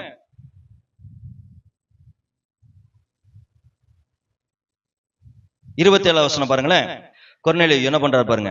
அவனுடனே பேசிக்கொண்டு உள்ளே போய் அநேகர் கூடி வந்திருக்கதை கண்டான். பேதுரு, கொர்நேலியு என்ன பண்ணிருக்கான், இது வரைக்கும் யாருக்கெல்லாம் தான தர்மம் செஞ்சானோ அவங்க எல்லாம் என்ன பண்ணிருக்கான், பேதுரு வர்றதுக்கு முன்னாடியே தன் வீட்டுல ஜெப கூட்டத்தை ஆயத்தப்படுத்தி வச்சிருக்கிறான். அவனுக்கு தெரியாது, அவனுக்கு தெரிஞ்சதெல்லாம் என்ன, தான தர்மம். அவனுக்கு ஆனா ஒண்ணு தெரியும், என்னை ஆசீர்வதித்தது எதற்கு, மத்தவங்களை ஆசீர்வதிக்க. ஏன்னா தேவனோடு இருக்கிறாங்களே, அதனால அவனுக்கு தெரிஞ்ச விதத்துல பணத்தை தூக்கி தந்துகிட்டு இருக்கிறான், தான தர்மம். தூதன் வந்து சொல்றார், நீ பேதுருவை கூப்பிடு, அடுத்து நீ என்ன பண்ணுன்றது யாரு உனக்கு காட்டுவா. இப்ப யாரெல்லாம் உதவி செஞ்சோம்னா அநேகர் புறஜாதிகளை ரட்சிக்கப்படாதவர்களை வீட்டுல கூட்டு வைத்தா, வசனம் சொல்லுது, பேதுரு பிரசங்கித்தார், பரிசுத்த ஆவியானவர் அவர்கள் மேல் வந்தார்கள், அவங்க எல்லாம் அபிஷேகம் பெற்றார்கள், அவர்கள் எல்லாம் ரட்சிக்கப்பட்டார்கள், பாவ மன்னிப்பை பெற்றார்கள். அந்த இடத்துல பெரிய ஜனக்கூட்டம் ரட்சிக்கப்பட்டது. ஹல்லேலூயா. கொர்நேலியு found the new purpose for his life. கொர்நேலியுக்கு புரிஞ்சிருச்சு, அடுத்து தான தர்மம் கிடையாது, இதை காட்டிலும் மேலானது இருக்குது, சுவிசேஷத்தை நாம் அவங்களுக்கு தரணும். அந்த இடத்துல ஜெபங்கள் நடந்து கொண்டே இருந்தது, அவர்கள் ரட்சிக்கப்பட்டு கொண்டே இருந்தார்கள். கர்த்தர் கொர்நேலியு வீட்டை ஆசீர்வதித்துக் கொண்டே இருந்தார். எதனால, என்ன சுவாபம் கொர்நேலியுக்குள்ள இருந்துச்சு, அந்த தேவ பக்தி தன்னோடு நிக்கல, தன் வீட்டை தேவ ஸ்தலத்துக்கு ஓபன் பண்ணி கொடுத்தான். அவன் பெரிய வீட்டை ஓபன் பண்ணி கொடுக்கிறான். தான தர்மத்தை காட்டிலும் எது ஆத்துமா ரட்சிப்பே பெரியது என்பதை ஆவியானவர் கொர்நேலியுக்கு காட்டினார். தேவ பிள்ளைகளே, எனக்கு கர்த்தர் உனக்கு சொந்த வீடை கொடுத்திருக்காருன்னா அந்த வீட்டுல உன்னை சுத்தி இருக்கிற ஜனம் ரட்சிக்கப்படணும். வாடகை வீடை கொடுத்திருந்தா ஓனர்கிட்ட கேளுங்க. மத்தியில சிஸ்டர் கீதா சிஸ்டர் இருக்கிறாங்க, நான் அவங்களுக்காக தேவனை மகிமைப்படுத்துகிறேன். அவங்க உங்க வீட்டுல கேர்சலுக்கு இடம் கொடுத்தாங்க, சிறுவர் ஊழியத்துக்கு இடம் கொடுத்தாங்க. கேர்சல் நடத்துறப்ப அந்த இடத்துல 15 குடும்பங்களை அந்த இடத்துல என்ன பண்ணாங்க, அவங்க தெரிஞ்ச எல்லாத்தையும் என்ன பண்ணாங்க, வீட்டுக்கு கூட்டு வந்தாங்க. அவங்க எல்லாம் வராங்க, எங்களெல்லாம் ஜெபித்து கொண்டு இருக்கிறோம். இன்னைக்கு கர்த்தர் அவங்களுக்கு ஒரு புதிய வீட்டை கொண்டு போயிருக்காரு. ஏன்னா வீட்டை திறந்து கொடுத்தாங்க. ஒரு பழைய வீடு, அவங்க வீட்டுக்குள்ள போனீங்கன்னா தெரியும் வந்தவங்களுக்கு, ஒரு பழைய வீடு. ஆனா இப்ப போங்க, வீடு எப்படி இருக்கும் பாருங்க. வீட்டை திறந்து கொடுத்தாங்க, கர்த்தர் அவர்கள் வீட்டை ஆசீர்வதித்தார். ஹல்லேலூயா. நீங்க அந்த இருதயம் நமக்கு இருக்கணும். நான் அவரோட வீடு தேடி இருந்த போது ஒரு கிறிஸ்தவ வீட்டுக்கு போனேன். நல்ல ஒரு கிறிஸ்தவர், அவர் வீடு கொடுத்துட்டு அவர் என்கிட்ட ஒரு கேள்வி கேட்டார். வீட்டுல ஜெபம்லாம் நடத்த மாட்டீங்களே? யாரு கேக்குறா? யாரு? கிறிஸ்தவம். வாயை திறந்தோன்னே ஜீசஸ் ஜீசஸ் ஜீசஸ். நான் கூட அத்தனை வார்த்தை, நான் கூட அவ்வளவு வசனம் பேசல. வீடு பார்க்க போன இடத்துல எனக்கு நிறைய வசனம் போதிச்சுட்டு இருந்தார், நானும் கேட்டுக்கிட்டே இருந்தேன். எனக்கு தெரியும் இந்த மாதிரி பேசுற ஆட்கள் எங்கிட்டாச்சும் ஒரு கோளாறு இருக்குன்னு தெரியும் நமக்கு. நம்ம இத்தனை வருஷம் இருந்திருக்கோம்ல. முடிச்சுட்டு ஒருவேளை இந்த நான் வீட்டுல கேட்டு சொல்றேன், நீங்க பிரேயர் நடத்த மாட்டீங்களா எதுவும்? ஏன்னா பக்கத்து வீட்டுல வேற நபர்கள் இருக்காங்க, அவங்களுக்கு டிஸ்டர்ப் ஆகக்கூடாது. என்னவா யாரு சொல்றா? நான் நினைச்சேன், உனக்கு வீடை கொடுத்து உன்னைய ஆசீர்வதிச்சு தேவன் கொடுத்ததை யாருக்கு கொடுக்க முடியல? நீ அப்படிப்பட்ட குடும்பம், அப்படிப்பட்ட இருதயம் இருக்கக்கூடாது. வீடை கொடுத்தது யாரு? கர்த்தர் உனக்கு வாகனத்தை கொடுத்தா அதை யார் கொடுக்குறா? நீ உழைக்கிறானா? உழைக்கிற பலன் வசனம் சொல்லுது. உழைக்கக்கூடிய பலனை கொடுத்தது யாரு? படிக்கக்கூடிய அறிவை கொடுத்தது யாரு? உனக்கு மனுஷ கண்களை தயவு கிடைத்து அந்த வீடை கட்ட கொடுத்தது யாரு? உனக்கு ஒரு பொருள் வந்து அதை யார் கொடுக்குறா? அதை யாருக்கு பயன்படுத்தணும்? கர்த்தருக்கு. நீங்க அநேகருக்கு அந்த இருதயம் கிடையாது. வாகனம் இருந்தா ஆண்டவருக்காக வாகனத்தை பயன்படுத்த இருதயம் கிடையாது. நீ அப்படிலாம் இருக்காதீங்க. வீடு கட்டப்படாது. நீ வெற்றியுள்ள குடும்பத்தை பார்க்கணும்னா, கர்த்தர் உனக்கு ஒரு பொருளை கொடுக்குறாருன்னா அதுல கர்த்தருடைய நாமம் இருக்கணும். அதை எப்படி கர்த்தர் பயன்படுவார் அதை பார்க்கணும். உனக்கு போனை கொடுத்தாருன்னா போன்ல ஆண்டோடைய வார்த்தையை வை. கூச்சம். ஸ்டேட்டஸ்ல கூட என்னது கூச்சம். ஆனா இப்படி வைக்கிறதுல அதுல கூச்சம் கிடையாது, இப்படி வைக்கிறதுல கூச்சம் கிடையாது, இல்லைன்னா இப்படி வைக்கிறதுல என்ன கிடையாது. ஆனா எது வைக்கிறதுல கூச்சம்? வசனம் வச்சுட்டா கிரிஞ்சு. என்னது என்ன சொல்லுவாங்க ஃப்ரெண்ட்ஸ்? பூமர் இல்லைன்னா கிரிஞ்சா. லைஃப் கிரிஞ்சாயிட போகுது அவனோட சேர்ந்து. நீ கர்த்தர் குடும்பம் கட்டப்படணும், வாழ்க்கை ஆசீர்வதிக்கப்படணும்னா கர்த்தர் கொடுத்ததை கர்த்தருக்காக பயன்படுத்தணும். கொர்நேலியு வீட்டுல அந்த சுவாபம் இருந்துச்சு. ஹல்லேலூயா, ஹல்லேலூயா. அந்த வீட்டுல ரட்சிக்கப்படுறது உங்களுக்கு ஆசீர்வாதங்க. வீட்டுல ஒரு ஜெபம் நடக்கிறது உங்களுக்கு ஆசீர்வாதம் தான். இயேசு சொல்றாரு, வீட்டுக்குள்ள போகும்போது எடுத்தோன்னு என்ன சொல்லு? இந்த வீட்டுக்கு சமாதானம் சொல்லு. கேட்கலன்னா என்ன பண்ண? அங்கே நில்லுன்னு சொன்னாரா? போயிடு, உனைய வரவேற்க ஒரு ஆள் இருப்பான். அந்த சமாதானம் யாருக்கு வந்துடும்? அவங்களுக்கு போகாது. நம்மளுடைய டேர்ம் சொன்னா இட்ஸ் சமாதானம் அர்த்தம் ஷாலோம், பரிபூர்ணம். அப்போ உங்க வீட்டுல ஒரு ஜெபம் நடக்குதுன்னா பரிபூர்ண ஆசீர்வாதம் வீட்டு மேல இருக்கு. ஒப்பு கொடுங்க, திறந்து கிடக்க ஒப்பு கொடுங்க, ஒப்பு கொடுங்க. ஜெபிங்க ஆண்டவர்ட்ட வந்து சொல்லுங்க, பாஸ் எங்க வீட்டுல கேர்சல் நடத்துங்கன்னு சொல்லுங்க. பாஸ் எங்க வீட்டுல அட்லீஸ்ட் மாசத்துக்கு ஒரு ஸ்பெஷல் மீட்டிங் நடத்துங்க, இல்லைன்னா வருஷத்துக்கு ஒரு ஸ்பெஷல் மீட்டிங் நடத்துங்க சொல்லுங்க. இல்லைன்னா வருஷத்துக்கு ஒரு மாதத்துக்கு விசுவாசிகள் ஒரு வீட்டுல நம்ம நடத்தலாம். இப்ப வருஷத்துக்கு ஒரு டர்ன் தான் உங்களுக்கு வரும், பெரிய பிரச்சனை இருக்காது நீங்க கேட்க. அப்ப சக ஆத்துமாக்களை கூப்பிடுங்க, கூப்பிட்டு உட்கார வைங்க. பாஸ்டமா இருக்கிறாங்க, அவங்க வீட்டு அவங்கள பைனரிங் மினிஸ்ட்ரி தான் பண்ணாங்க. யாரு வீட்டுல தான் கேர்சல் நடந்துச்சாங்களோ இன்னைக்கு அவங்க எல்லாரும் சொந்த வீட்டுல இருக்காங்க. நான் கேட்ட சாட்சி எல்லாம் கீழ இருந்து வந்த ஆட்கள். நான் கண் கூட கேட்ட சாட்சி. எந்தெந்த வீட்டுல கேர்சல் நடந்துச்சோ அந்த வீட்டுக்கெல்லாம் சொந்த வீடு. சொந்த வீட்டுக்காக கேர்சல் நடத்த விடாதீங்க. ஆத்துமா ரசிக்கப்படும் கேர்சல் கர்த்தர் சகல நன்மை உனக்கு தருவா. அதான் ஷாலோம் டைம்ல பரிபூர்ணம் தேடி வந்துடும். இந்த குணம் உங்களுக்குள்ள இருந்துச்சுன்னா உங்க வீடு வெற்றிகரமாக கட்டப்படும். சொல்லத்தான் புரியுது. ஒரு வெற்றி உள்ள குடும்பத்தை பார்க்க முடியும். நம்ம நினைக்கிறோம் வெற்றி உள்ள குடும்பம்னா அப்படியே சந்தோஷம் போயிடும், பாஸ்டர் இப்படிதான் மெசேஜ் கொடுத்துப்பாரு. எல்லாத்துக்குமே கண்டிஷன்ஸ் இருக்கு. கீழ்ப்படிதல் தான் எதுக்கு நேரம் கொண்டு போகும். கீழ்ப்படியாதவங்க ஆசீர்வாதத்தை பார்க்கவே முடியாது. பாஸ்டர் இந்த செய்தியை கொடுத்தாரு, நல்லா இருந்துச்சு, இல்லைன்னா ஏதாவது சொல்லிக்கிட்டே இருப்பாரு, பேசிட்டு போட்டோம். ஆசீர்வாதம் கீழ்ப்படுகிறவங்களுக்கு தான்.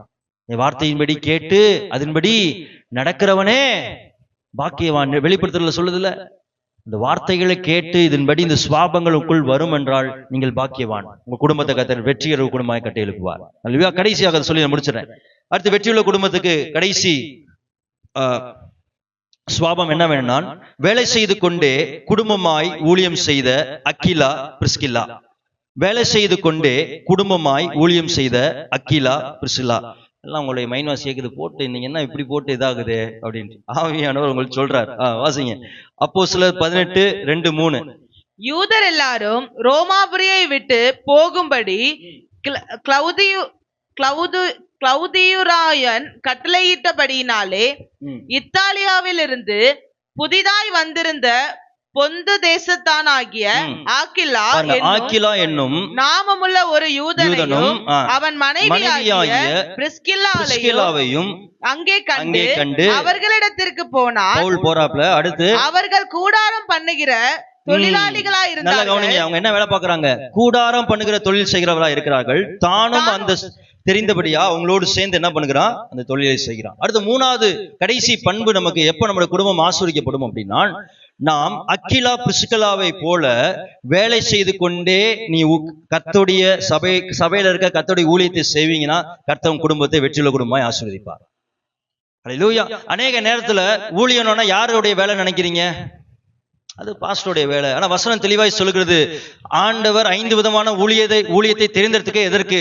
சபையை பக்தி விருத்தி அடைய செய்ய, சபையை சுவிசேஷ ஊழியத்திற்காக அவர்களை என்ன பண்ண? ட்ரெயின் பண்ண. எபேசியர்ல வாசிக்கிறோம்ல, 5 விதமான ஊழியம் கொடுக்கப்பட்டதே சபைக்கு. எதற்கு? மக்களை சுவிசேஷ ஊழியத்திற்காக தகுதிப்படுத்த. நீங்க நல்லா புரிஞ்சுக்கொள்ளுங்க. இன்னைக்கு இந்த குடும்பம் பாருங்க, சூப்பரான குடும்பம். அக்கிலா பிரிஸ்கில்லா என்ன வேலை செஞ்சு கொண்டிருக்கிறாங்களே? அந்த கூடார தொழில் செய்து கொண்டிருக்கிறார்கள் அந்த ஊருக்கு வந்தப்ப. அப்ப பவுல் என்ன பண்ணுகிறாப்ல, அவங்கள வந்து மீட் பண்ணுகிறார். அடுத்த வசனம் பார்த்தா பவுல் என்ன பண்றாரு அப்படின்னா, எங்க போறாரு அப்படின்னா ஓய்வு நாள்ல வந்து ஜெப ஆலயத்துல போய் வந்து என்ன பண்றார், யூதர்களுக்கும் கிரேக்கருக்கும் சுவிசேஷம் அறிவிக்க போகிறார். அப்படி சொல்ல போனா என்ன, பவுல் யாருடைய வீட்டுல இருக்கிறாரு, அக்கிலா பிரிஸ்காவோட சேர்ந்து எந்த வேலையும் செஞ்சுக்கிட்டே இருக்கிறாரு, அவங்களுடைய கூடார வேலையும் செஞ்சு கொண்டு ஞாயிற்றுக்கிழமை எங்க போயிறாரு, ஊழியத்துக்கு போயிறார். இது நாளடைவுல என்னாச்சு தெரியுமா, இவங்க வெறும் வேலை செஞ்ச அக்கிலா பிரிஸ்கா நாளடைவுல என்னாச்சு தெரியுமா, அதே அதிகாரத்துல 18ஆம் வசனம் பாருங்களேன். அங்கே தரித்திருந்த பின்பு சகோதரிடத்தில் உத்தரவு பெற்றுக்கொண்டு, கடைசி பாட்டு வாசிமா, சீரியா தேசத்துக்கு போக கப்பல் ஏறினான், பிரிஸ்கில்லாவும் அக்கிலாவும் அவளோடு கூட போனார்கள். நான் சொல்ல எத்தனை பேர் புரியுது? பவுல் வந்து என்ன வேலையை தான் வந்து சேர்றாப்ல, அவங்களோட கூடார வேலையை தான் செய்யறாப்ல. ஆனா ஞாயிற்றுக்கிழமை போய் சுவிசேஷத்தை அறிவித்த பார்த்த போது ஆக்கிலா பிரிஸ்கில்லாவுக்கு புரிஞ்சுது, இது பவுலோடைய வேலை மாத்திரம் கிடையாது, இது என்னுடைய வேலைன்னு சொல்லி பவுலோடு சேர்ந்து சீரியா தேசத்தின் கப்பல்ல ஏறி சுவிசேஷ ஊழியத்துக்காக புறப்பட்டு போனார்கள். அடுத்த வருஷம் சொல்லுது, எபேசு பட்டணத்துல அவளை இறக்கி விட்டுட்டு பவுல் போயிட்டார், இவங்க இந்த பக்கம் ஊழியம் பண்ண போயிட்டாங்க. நான் சொல்றது எத்தனை பேர் புரியுது? ஹல்லேலூயா.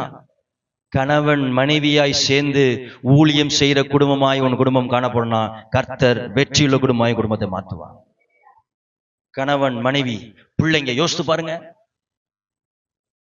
அம்மா போறாங்களே, நான் ஏன் சர்ச்சு வேலையை எடுத்து செய்யணும்? அதான் அப்பா போறாங்களே, அக்கா போறாள, நான் ஏன்? தேவ பிள்ளை, உன் குடும்பம் கட்டப்படணும் வசனம் சொல்லுது. ஆக்கிலா பிரிஸ்கில்லா எப்படிப்பட்டவர்களா இருந்தார்களாம், வேலை செய்து கொண்டே தேவ ஊழியத்தை எடுத்து செய்தவர்களா இருந்தார்கள். இந்த சுவாபங்கள் பண்புகள் இன்னைக்கு உங்களுக்குள்ள காணப்படணும். இன்னைக்கு இப்ப புரியுதா ஏன் குடும்பத்துல வெற்றி இல்ல? ஏன்னா அந்த குணங்கள் இல்ல.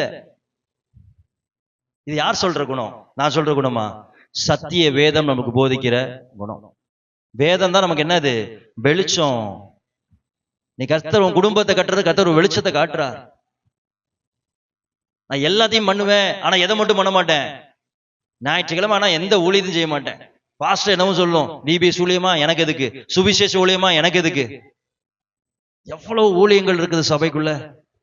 சபைக்குள்ள எவ்வளவு ஊழியம் இருக்கு, பிஎஸ் சிஸ்டம் ஊழியம் இருக்கு. சபையை கூட்டலாம், சபையை துடைக்கலாம், சபை வேலைகள் கூப்பிட்டா ஏதாவது ஒரு காரணம், இங்க இருக்கேன் அங்க இருக்கேன் அது இது. எனக்கு தெரியும் நிறைய இடத்துல பொய்யும் தெரியும், நம்ம ஸ்பிரிட்ல தெரியும்ல. நம்ம நபர்கள் பொய் பேசுறாங்க, நான் கேட்க மாட்டேன். ஏன்னா கேட்டா அவங்களுக்கு என்ன இருக்கும், அது கஷ்டமா இருக்கும். தேவ பிள்ளைகளே, நீ குடும்பம் கட்டப்படாததுக்கு காரணம் ஏன்? சபை காரியங்கள்ல பங்கெடுக்காதனால. நீங்க ஒப்பு கொடுங்க, எப்படிப்பட்ட குடும்பம் பாருங்க, குடும்பமாய் சேர்ந்து ஊழியம் செய்தார்கள். எத்தனை பேர் இந்த வாஞ்சை இருக்குது? கர்த்தர் இணைத்த சபையில ஏதாவது ஒரு ஊழியத்தை எடுத்து செய்யுங்க. ஞாயிற்றுக்கிழமை ஏதாவது ஒரு ஊழியத்தை எடுத்து செய்யுங்க, வெள்ளிக்கிழமை ஊழியத்தை செய்யுங்க, இல்ல சபைக்கு வர நேரத்துல ஏதாவது ஊழியத்தை எடுத்து செய்யுங்க.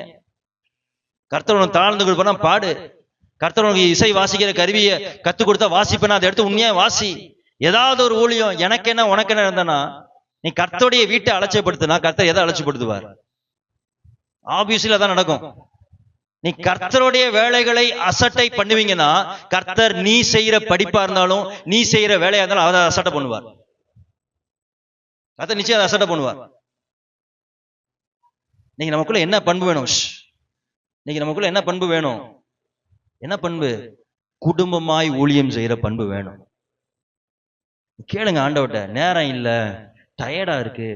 யோசித்து பாருங்களேன், 6 நாள் எவ்வளவு தூரம் வேலைக்கு போய் ஓவர் டைம் பார்த்து தூக்கம் இல்லாம நைட்டு வந்து வீட்டு வேலையை வந்து 12 மணிக்கு தூங்கி 11 மணிக்கு தூங்கி 2 மணிக்கு தூங்கி அடுத்த நாள் காலையில வண்டி எங்க ஓடுது, எடுத்து அதே 6 மணிக்கு ஓடுது.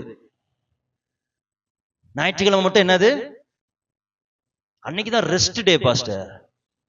நீ ஞாயிற்றுக்கிழமை ரெஸ்ட் விட்டனா வீக் டேஸ் ஃபுல்லா வாண்டரிங் டேவா தான் இருக்கும் உங்களுக்கு. எப்படி? ஞாயிற்றுக்கிழமை ரெஸ்ட் டே விட்டீங்கன்னா வாழ்க்கை ஃபுல்லா வீக் டேஸ் எப்படி இருக்கும்? வாண்டரிங் டே, அலைந்து திரிகிற வாரங்களா தான் இருக்கும். ஆனா ஞாயிற்றுக்கிழமை கர்த்தருக்காக நீ அலைந்து திரிவேனா 7 நாள் உனக்கு கர்த்தர் ரெஸ்ட் டேவை தருவார். நீ உழைக்கிற பூமி உனக்கு என்னவா இருக்காது, முள்ளாய் இருக்காது, குறுக்கா இருக்காது. எத்தனை பேர் புரியுது? இந்த ஆக்கிலா பிரிஸ்கில்லா எப்படிப்பட்ட ஊழியத்தை செய்தாங்க வாசித்து முடிச்சலாமா? ரோமர் 16:3-4 வாசிங்க. எந்த அளவுக்கு எக்ஸ்ட்ரீம் போறாங்க பாருங்களேன். உப்புக்கு சப்பான ஊழியெல்லாம் பண்ணல. கிறிஸ்து இயேசுவுக்குள் என் உடன் வேலையாட்களாகிய பிரிஸ்கில்லாளையும். இப்ப பவுல் என்னன்னு அவங்களை சொல்றாரு பாருங்களேன், எப்படி மென்ஷன் பண்றார்? என் உடன் வேலையாட்கள். எவ்வளவு பெரிய ட்ரஸ்ட் மேக் பண்ணிருக்காங்க பாருங்க. என் கூட நின்றவங்க அந்த ஊழியத்துல. நீங்க எப்படின்னா, நான் ஆசைப்படுறேன் ஆண்டவரே, ஒரு 25 வருஷம் அப்புறம் வந்து இங்க இருக்கவங்கள பார்த்து சொல்லணும், இத்தனை வருஷம் கூட நின்றாங்க அப்படின்னு. நான் நிறைய நாள் ஜெபித்திருக்கிறேன். 25 வருஷம் சில நேரத்துக்குலாம் சில டெடிகேஷன் போவேன். அப்ப சொல்லுவாங்க, இந்த ஆரம்பத்துல இருந்தாங்க அந்த குடும்பம். அது சொல்லும் போது தெரியும் அவ்வளவு உறுதியா இருந்திருப்பாங்க அந்த ஊழியத்துல. ஆண்டவரை ஜெபிப்பேன், ஆண்டவரை இந்த மாதிரி நபர்களை சபைக்குள்ள எழுப்புங்கப்பா, இந்த மாதிரி குடும்பங்களை. என் உடன் இருந்தவர்கள் நான் என்ன பண்ணணும், நான் வயசான காலத்துல சொல்லணும் அவர்களை பார்த்து. ஒரு ஆமேன் வரல பாருங்க, ஆமேன் சவுண்டா வருது. சரி, அடுத்து பாருங்க, உடன் வேலைக்காரராகிய பிரிஸ்கிலாவையும் ஆக்கிலாவையும் வாழ்த்துகிறேன்.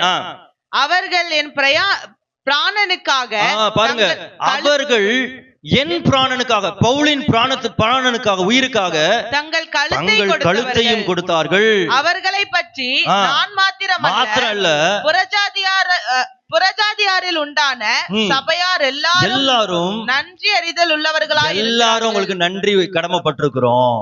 ஊழியத்துல என்ன கொடுத்தாங்களாம்? பவுலுக்காக தன்னுடைய கழுத்தையே கொடுத்தாங்க. நீங்க யோசிக்கிறீங்க, பாஸ்டர் இது வேற நாங்க பண்ணுமா உங்களுக்காக? ஆக்கில விசுவாசமே, நாங்க எப்படி எங்க உயிரை உங்களுக்காக கொடுக்க? நீ உயிரெல்லாம் கொடுக்க வேண்டாம், நீ கர்த்தருக்காக நேரத்தை கொடு போதும். ஊழியம் பண்ணாதான் தெரியும் அதோட மேன்மை. ஊழியத்துக்குள்ள வைக்காம வேணாம் வேணாம் வேணாம் சொன்ன மேன்மை புரியாது. சபையில வந்து ஒன்னு எடுத்து பண்ணாதான் தெரியும் அது எவ்வளவு மேன்மையானது. அப்புறம் நீங்களே அதை எடுத்து பண்ண ஆரம்பிப்பீங்க. ஆனா எப்பொழுதுமே எப்படிப்பட்ட மென்டாலிட்டி, என்னன்னாலும் சொல்லுங்க, அவ்வளவு ஸ்டபனா இருப்பீங்கன்னா கர்த்தரும் அப்படிதான் இருப்பார். ஸ்டபனா இருப்பார் உங்க லைஃப்ல பிளெஸிங்க தர. இது சத்தியம், சும்மா கிடையாது, இது சத்தியம். பயன்படுத்த சொல்லல. நீ வெற்றியுள்ள குடும்பத்தை கட்டணும். நான் தான் வசனம் சொன்னேன், யார் கரத்தாலதான் கட்டும்? யாருடைய கரம் தான் குடும்பத்தை கட்டும்? கர்த்தருடைய வலதுகரம். அவருடைய வலதுகரம் கட்டணும்னா அவர் சொன்ன வார்த்தைக்கு நம்ம என்ன பண்ணணும்? கீழ்ப்படிஞ்சாதான் அந்த வலதுகரம் கட்டும். எத்தனை பேர் ஒப்பு கொடுக்குறீங்க? குடும்பமாக இன்னைக்கு உன் குடும்பம் ரசிக்கப்படாம இருக்கலாம், ஆனா உனக்கு அந்த தாகம் இருக்குன்னா நீ குடும்பமாக இணைந்து தேவ ஊழியத்தை இந்த இடத்துல செய்ய முடியும். ஹல்லேலூயா, ஹல்லேலூயா. இதை சொல்லி நான் முடிச்சிடறேன். போன வாரத்துல நான் ஏற்கனவே சொன்னது போல ஒரு கேர்சலுக்கு போனேன். வேற சர்ச்ல நடக்கிற ஒரு கேர்சல் எப்படி நடக்குதுன்னு பார்க்க போனேன். அப்ப அந்த சிஸ்டர் கேர்சல் எல்லாம் முடிச்சதுக்கு அப்புறம் அவங்க எனக்கு அவங்களுடைய சாட்சியை சுருக்கமா அவங்க சொன்னாங்க. ரொம்ப ஆச்சரியமா இருந்துச்சு. அந்த கேர்சல் சூப்பரா நடந்துச்சு. அவங்க வந்து தேனாம்பேட்டில் இருந்திருக்கிறாங்க. அவங்க சபைக்கு போனப்ப என்எல்ஏஜிக்கு தான் போனாங்க. என்எல்ஏஜில ரசிக்கப்பட்ட குடும்பம்.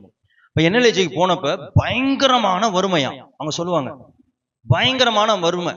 வீடை வந்து எதில் தான் கட்டியிருப்பாங்க அப்படின்னா அந்த தார்பாய் போட்டு கட்டியிருப்பாங்க. பயங்கரமான வறுமை. அப்படிதான் சபைக்குள்ள போறாங்க.